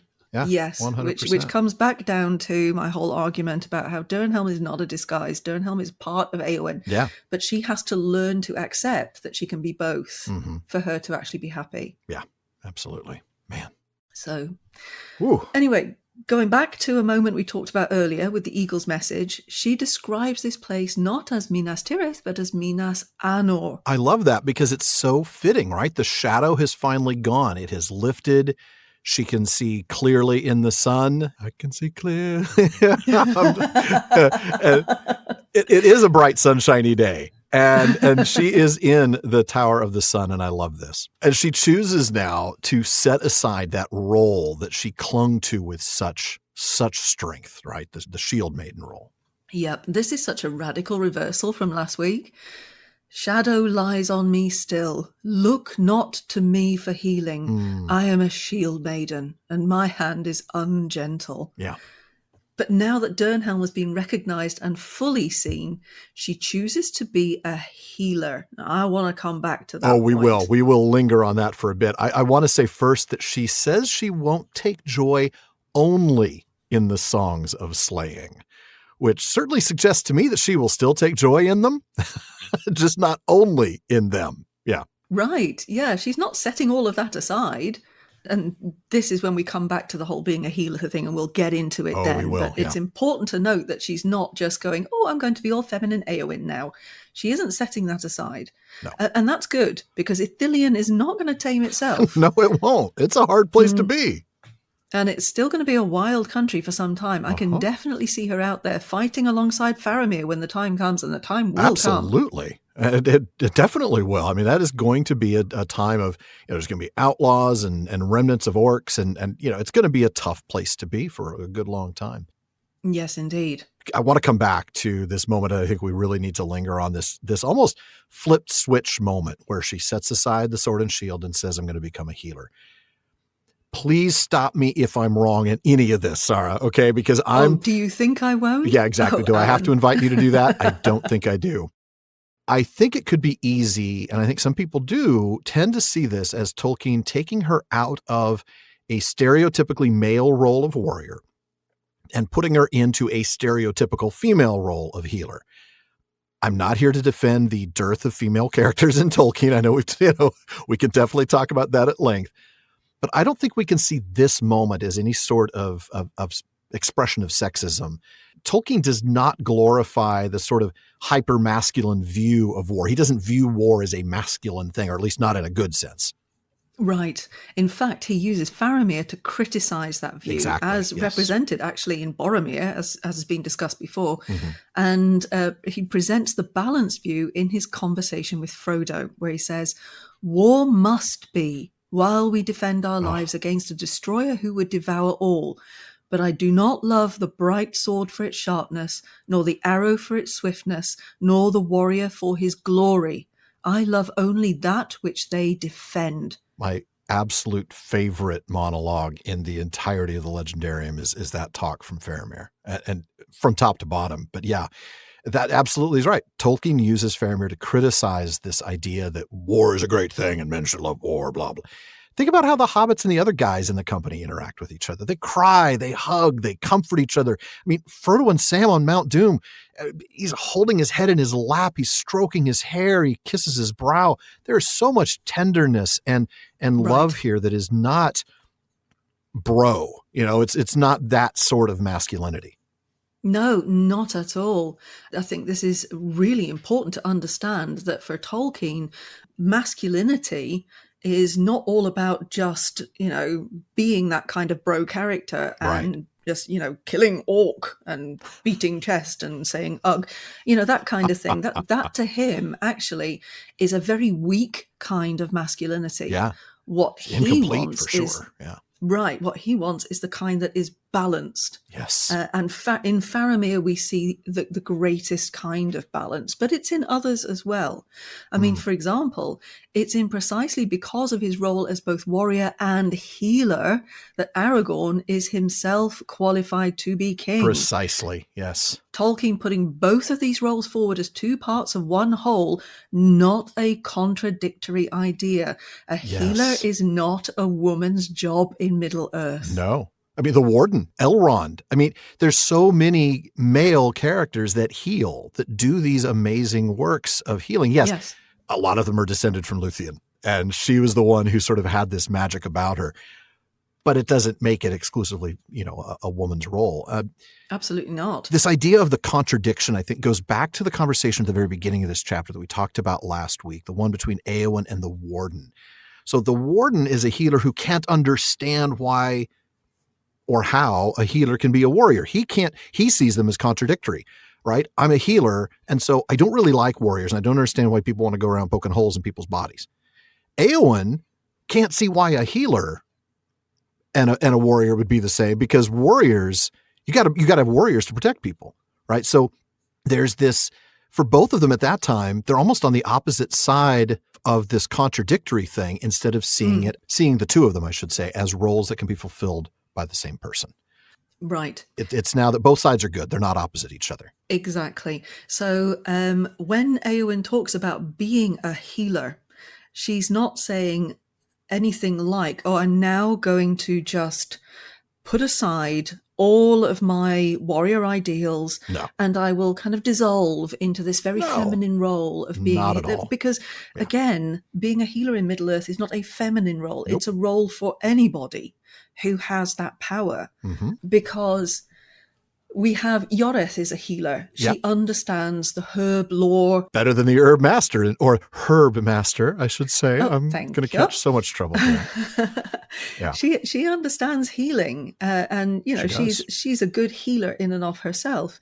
But the two greatest healers in Middle-earth at this point are Elrond and Aragorn. Correct. So it's important to note that in choosing to be a healer, Éowyn is not saying, it's time to be a wife and a mother and just do girl things. Right. Not in the least. I can't even imagine Éowyn doing that. Like, that's not even in her, she can't even conceive of that. No, exactly. So I think it's really important to understand, for me, that this is not a sexist reduction of Éowyn. No. It's a number of different things. For a start, she doesn't set aside her sword completely. She's not saying, I'll never fight again. No. Right? No, absolutely not. And we're already recognizing that to go into Ithilien and there make a garden, as Faramir says, that in actual fact, you're going to have to fight to do that. Yes, you will. And I could quite easily see Éowyn and Faramir fighting side by side. 100%. To make that garden. And it's so clear, that word only, nor take joy only in the songs of slaying. She is still going to take joy in the songs of slaying, man. Oh, yeah. That's important. That's important. It is important. And I think the second important thing here, and this is what really, to me, hammers home the fact that this is not Tolkien putting the wild Shield-maiden in her place. Right. What we have here is, for the very first time, Éowyn gets to choose. Yes. 1,000 times yes. She does. She gets to choose for herself, instead of somebody else telling her what she must do. Yeah. And somebody else putting her into that cage and slamming the door. Instead, she now sees the possibilities before her and she chooses for herself. Yes. And she chooses something that she previously thought she was unqualified for. Look not to me for healing. I am a shield maiden. My hand is ungentle. That's the Éowyn who saw the two roles as being opposite each other, that you can't be both at the same time. She's now come to a different understanding, and she realizes, like you said, she can now choose. And since she's going to choose, she is going to do both. She is still going to fight. She is still going to take joy in the songs of slaying as well as doing the healing. And I just have to add, by the way, that one of those songs of slaying is going to be the song about her killing the Witch King. I mean, 100%. She's going to hear songs about herself. That's pretty dang cool. I think she would be quite happy about that. I think she would. I think she'll, on the outside, she'll just have a nice, quiet little smile, but on the inside, she's like, dang right. Absolutely. Yeah. And the other, sorry if I'm harping on about this, but I think the idea of Éowyn getting a choice is actually so important. It is hugely important. Because Faramir, in the way in which he speaks to Éowyn, emphasizes that it's all Éowyn's choice. I will wed with the White Lady if she will. Yes. He doesn't say, I will marry you. No. It's, I will wed with yes. the two of us together. It's participatory. It is, if she will. Mm-hmm. If you want. Yeah. If you decide. If you want to, we can go into Ithilien and there make a garden and all things will be beautiful if the White Lady comes. Yeah. It's all up to her. you. Just like every step of the way has been. I mean, going back to last episode, it would ease my heart. It would ease my care if you would walk with me, if we could talk together. He never says, hey, I need you to come down and talk with me. He just says, this would be the result if you chose to do this. Right. And then just puts the ball in her court. Absolute agency, full agency. Yeah. Oh, and when has anybody ever offered her that in the past? Oh my goodness. Yeah. No, never. Not even people who have loved her. I mean, not even her brother or her uncle / father have given her that, let alone Aragorn, have given her that level of agency. Yeah. Right. Think about the clueless Éomer. Oh, yeah. Who actually has to be told by Gandalf. Gandalf's like, come on, man. You come on. Yeah. You had all of this and this and this. What does she have? Yeah. She's got to sit around in this dark hall, taking care of a guy who's kind of out of his mind thanks to Saruman's influence. And, oh, by the way, being ogled by Wormtongue. Yeah. How would you feel, buddy? Yeah. When your own brother is that clueless. He really is. Yeah. I mean, I know. Okay. But to get back to the text, I'll get off my No, Éowyn please don't. Is actually still amazing rant. Yeah. So she looks back at Faramir and now she puts aside her feelings for Aragorn, what she thought was romantic love. Yes. Okay. Yeah. Good way to put it. And she says she doesn't want to be a queen anymore. Right. Which is kind of convenient because Faramir is not going to be king. No, he's not. Now, this setting aside of Aragorn doesn't mean that she doesn't care about him anymore, or even... No, not at all. Or even that she doesn't love him. And I want to say that because she just doesn't love him that way anymore. And Tolkien writes about this very specifically in letter 244. And we're going to look more at this letter later on as we reflect on the relative speed in which this relationship developed. But there's something I want you to take a look at for us.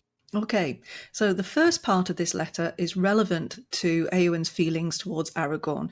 This letter was a draft to an unnamed reader in 1963, and Tolkien had written at the top, comments on a criticism, now lost, concerning Faramir and Éowyn. Oh, I want to see that criticism. I mean, I have a feeling Tolkien's like, all right, I got to set this aside because I need to respond to this. But this is where he talks about this idea of the fact that she could still love Aragorn. He says, it is possible to love more than one person of the other sex at the same time. If we end that there, that's a controversial statement, especially from Tolkien, let's be clear. But he adds, but in a different mode and intensity. I do not think that Éowyn's feelings for Aragorn really changed much. And when he was revealed as so lofty a figure in descent and office, she was able to go on loving and admiring him.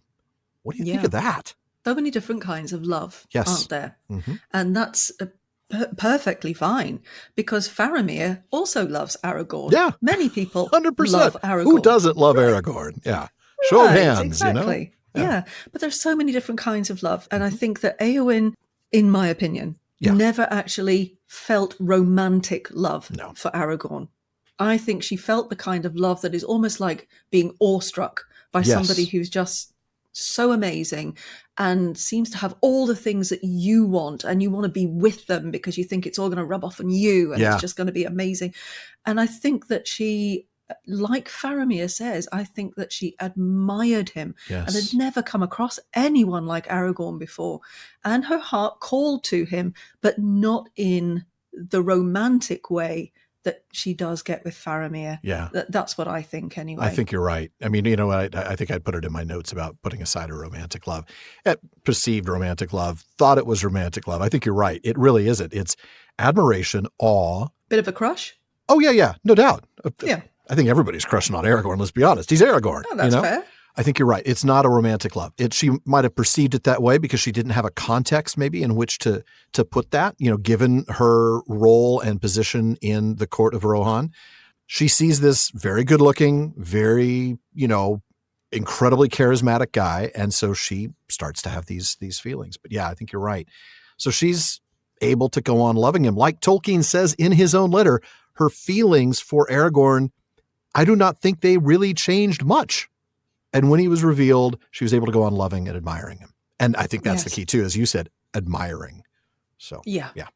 And that is still a strong feeling, right? You can still be really connected to someone in that way and love them in just a completely different way. So 100%. Now, with the conversation between Éowyn and Faramir, we go from, hey, I love you, and hey, I'm feeling a lot better to marry me. It is kind of quick, Yeah. He's not holding back. He's not messing around. He's not wasting any time. Yeah. He proposes to her. He suggests that they live in Ithilien and turn the place into a garden because her presence will make things grow with joy. But like you said, only if she chooses that. I love that. First, it's wed with. So it's participatory. It's the two of them together. It's not, I will marry you if you'll have me even, which is still at least giving your choice. It's, we will do this thing together. I will do this with you. Yes. And if you will. So it's not only is it participatory, it's also participatory only if it's what you choose. And even the moving to Ithilien is if she chooses. It's really wonderful. But she does have a couple of questions before she answers the big one, right? Do I need to leave my people? And then what will your people say? I have to say, and again, please correct me if I'm wrong. Of course you will. I kind of read this as her being playful, right? She says, would you have them say you tamed? She would never be tamed, and she would never acknowledge that she was tame in any set of circumstances. And also B, I don't actually think she cares what anyone else thinks. I don't know. She doesn't strike me as the type who cares what the people of Gondor think of her. I could be wrong. What do you think about her being sort of, I don't know, bantery here with this comment? Oh, she's being bantery. Okay. She's definitely being bantery. All right. Yeah. I thought so. Yeah. I just want to make sure I wasn't misreading that. I love that. A little sarcastic. There goes a lord who tamed. I mean, come on. Tamed the wild Shield-maiden. Oh, I don't think so. No. I really don't think she actually genuinely feels that. I think she's just messing with him a little bit. I think so too. And having a bit of fun. But this is lovely. Yeah, it is, isn't it? She suddenly has a little bit of humor. Yes, which is something that has been missing from her life for a very long time. She has been deadly serious for so long. This is joy really finally escaping a little bit. I love it. Exactly. I mean, you can't have the shadow lift and not have that little bit of joy actually come into your heart. And also, speaking as somebody who, has in the past dated, it's in the very, very, very distant past. I was going to say it was a different millennium for me, but happily married. If you try out your humor on someone and they either don't get it or they don't like it or they respond poorly, red flags. So, moving on. I like the fact that she's having a little bit of a mess with him here. Yeah. But she's not like poking fun at him. No. She's kind of releasing a little bit of her own humor, and Faramir responds well. Yeah. He responds exactly right. I think that's great. We don't even need a judge's ruling on this one. He definitely got this one right. Yeah. Oh, yes, definitely. That's a full 10 from the judges. So do you think she thought of this question regarding Aragorn? I mean, is a king supposed to have standards? And if she's really concerned about how people might view Faramir, was she ever concerned about how people would view Aragorn if he had loved her? That's an interesting question. I mean, can you imagine her? Well, first of all, can you imagine Aragorn in a world where there is no Arwen? In a world where Arwen never was. Aragorn and Éowyn. Yeah. If he loved her, do you think she even asked that question? Well, what will your people say? I don't think she does. I think she sees him as so high and so serious and so authoritative and powerful. She can't joke around with him, but she knows she can joke around with Faramir. I'm sure they've had some moments of like, not really humor because she's been so depressed, but a little bits and moments of lightheartedness in their talk. She's picked up on the kind of humor that he has because he's chuckled now and then, and he's still done these things. So I think, this is definitely something that she only does with him. But yeah, you're right. His answer is spot on. Yeah, I would exactly have them say that. My people can say whatever they want about us. So Let's give them something to talk about. Absolutely, which of course they do at the end of this section. They do. Yeah. I love it. So yes, to give them something to talk about, he then kisses her in the sight of the people of the city, and then they walk holding hands back to the houses of healing. That. I mean, so perfect. That's pretty much declaring to the world, isn't it? You could end the movie right there, frankly. You don't have to, like, you can just, the credits can roll now. Yeah. Now, in the part we skipped, this is where he presents her to the warden, saying she is now healed. That's right. And he signs her discharge paperwork, says they'll bill her insurance, wishes her well, and places her in Faramir's care until Éomer comes back. And that last little part, okay, Warden's definitely still a bit patriarchal when it comes to these gender roles, right? A man has to be responsible for this woman, apparently. First, it's him as the warden, and now I got to hand her over to the steward, so that then he can hand her over to the brother, the king. You know, I mean, it's a little. And yet he walks away alive. Yeah, isn't he lucky? He is lucky. He is lucky. That's true. Yeah, and by the way, that bill her insurance thing. I know you may not get that. In the UK are saying, "What is this evil?" 2/3 of my audience is going, yeah, I hear you, man. Oh, I wonder what her deductible is. And the rest of you people are like, what are you talking about? I already pay enough in taxes. So moving swiftly on. Yes. Éowyn actually has no interest in leaving. No. She says it's the most blessed place to stay. And so she does exactly that until the return of the army of the West. Yes. But let's go back to letter number 244. Because one of the common critiques about Faramir and Éowyn is that they moved way too fast. Just a week ago, Éowyn was in love with Aragorn. Faramir didn't even know who Éowyn was. I don't know. What do you think about that? You know, well, Tolkien spoke directly to this in that letter that we referenced earlier. He writes about that criticism. In my experience, feelings and decisions ripen very quickly as measured by mere clock time, which is actually not justly applicable, in periods of great stress, and especially under the expectation of imminent death. Now, I'm going to actually break from the letter there to comment on the fact that when he knew he was shipping off to World War I, right? I mean, you know what I'm talking about? Imminent death, a war, and marrying his sweetheart. So I just want to say he clearly understands that part of the context. I'm not going to say anything about whether he understands this next part, because he says, I do not think that persons of high estate and breeding need all the petty fencing and approaches in matters of love. This tale, talking about the Lord of the Rings, does not deal with a period of courtly love and its pretenses, but with a culture more primitive, that is, less corrupt and nobler. That's nobler something than a period of courtly love and its pretenses. I like this. Yeah. And he also points out why it is that Faramir gets Éowyn so well, writing that he was motherless and sisterless. Éowyn was also motherless and had a bossy brother. He'd been accustomed to giving way and not giving his own opinions, like Éowyn. Yeah. While retaining a power of command among men, such as a man may obtain who is evidently personally courageous and decisive, but also modest, fair-minded, and scrupulously just, and very merciful. I think he understood Éowyn very well. I love the praise he heaps on Faramir there. What's Faramir like? Well, I don't know. You know, he's a guy who retains a power of command. Very like me, actually. Personally courageous and decisive, modest, fair-minded, scrupulously just, also merciful. Yeah, based him on myself. Yeah, that's right. There's anybody who's like me in the story, it's Faramir. I love that. But I also thought, that he's making such a good point there, right?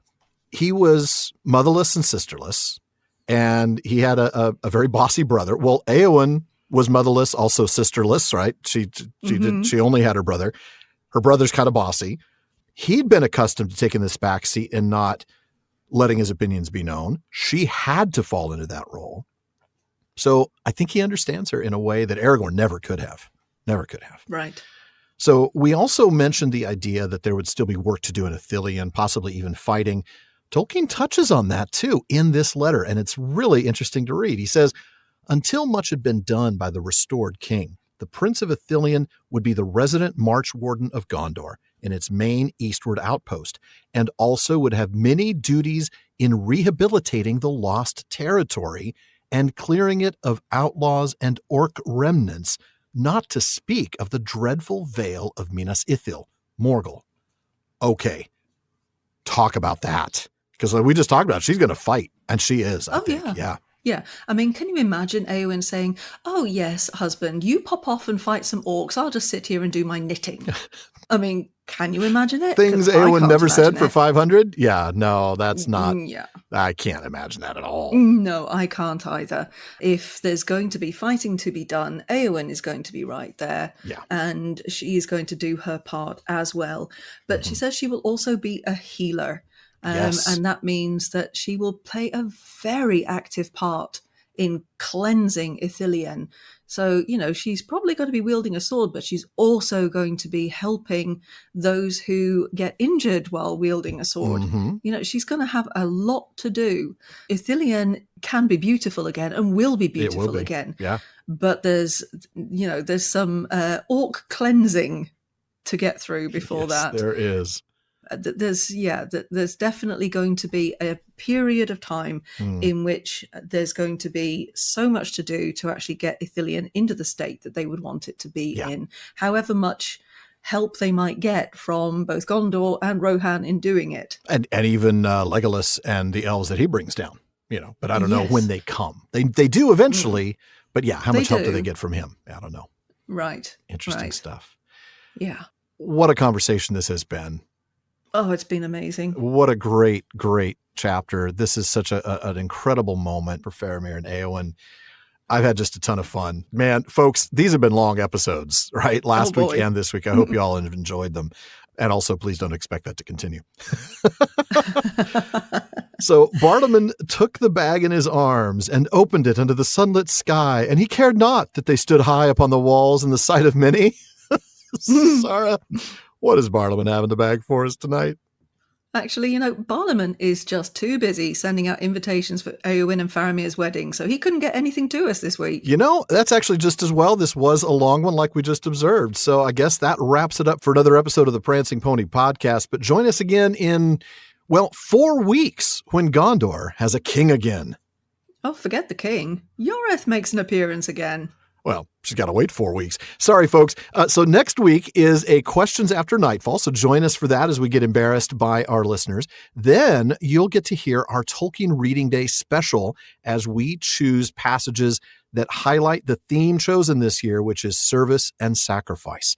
And then we'll have a week off for Easter. So it is going to be a little bit before we come back to this chapter, but we're looking forward to it.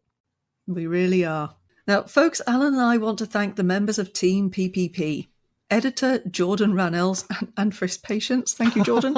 Yes. Barliman Becca Davis, social media manager Casey Hilsey, event and Patreon community coordinator Katie McKenna, graphic artist Megan Collins, and website guru Phil Dean. Please take a minute to check out theprancingponypodcast.com. That's where you'll find our show notes, outtakes, Prancing Pony ponderings, and our online storefront, where you can get PPP merch, including chapter-specific artwork from Megan. Now, please take a moment to visit our library page. The Prancing Pony podcast has always been about the books, so if you're interested in a book we've mentioned on the show, you'll find a link for it in our library. We do get a small amount of compensation when you make your purchase, and we thank you for that. Indeed, we do. And we also want to thank our patrons at the Kierdance contribution tier.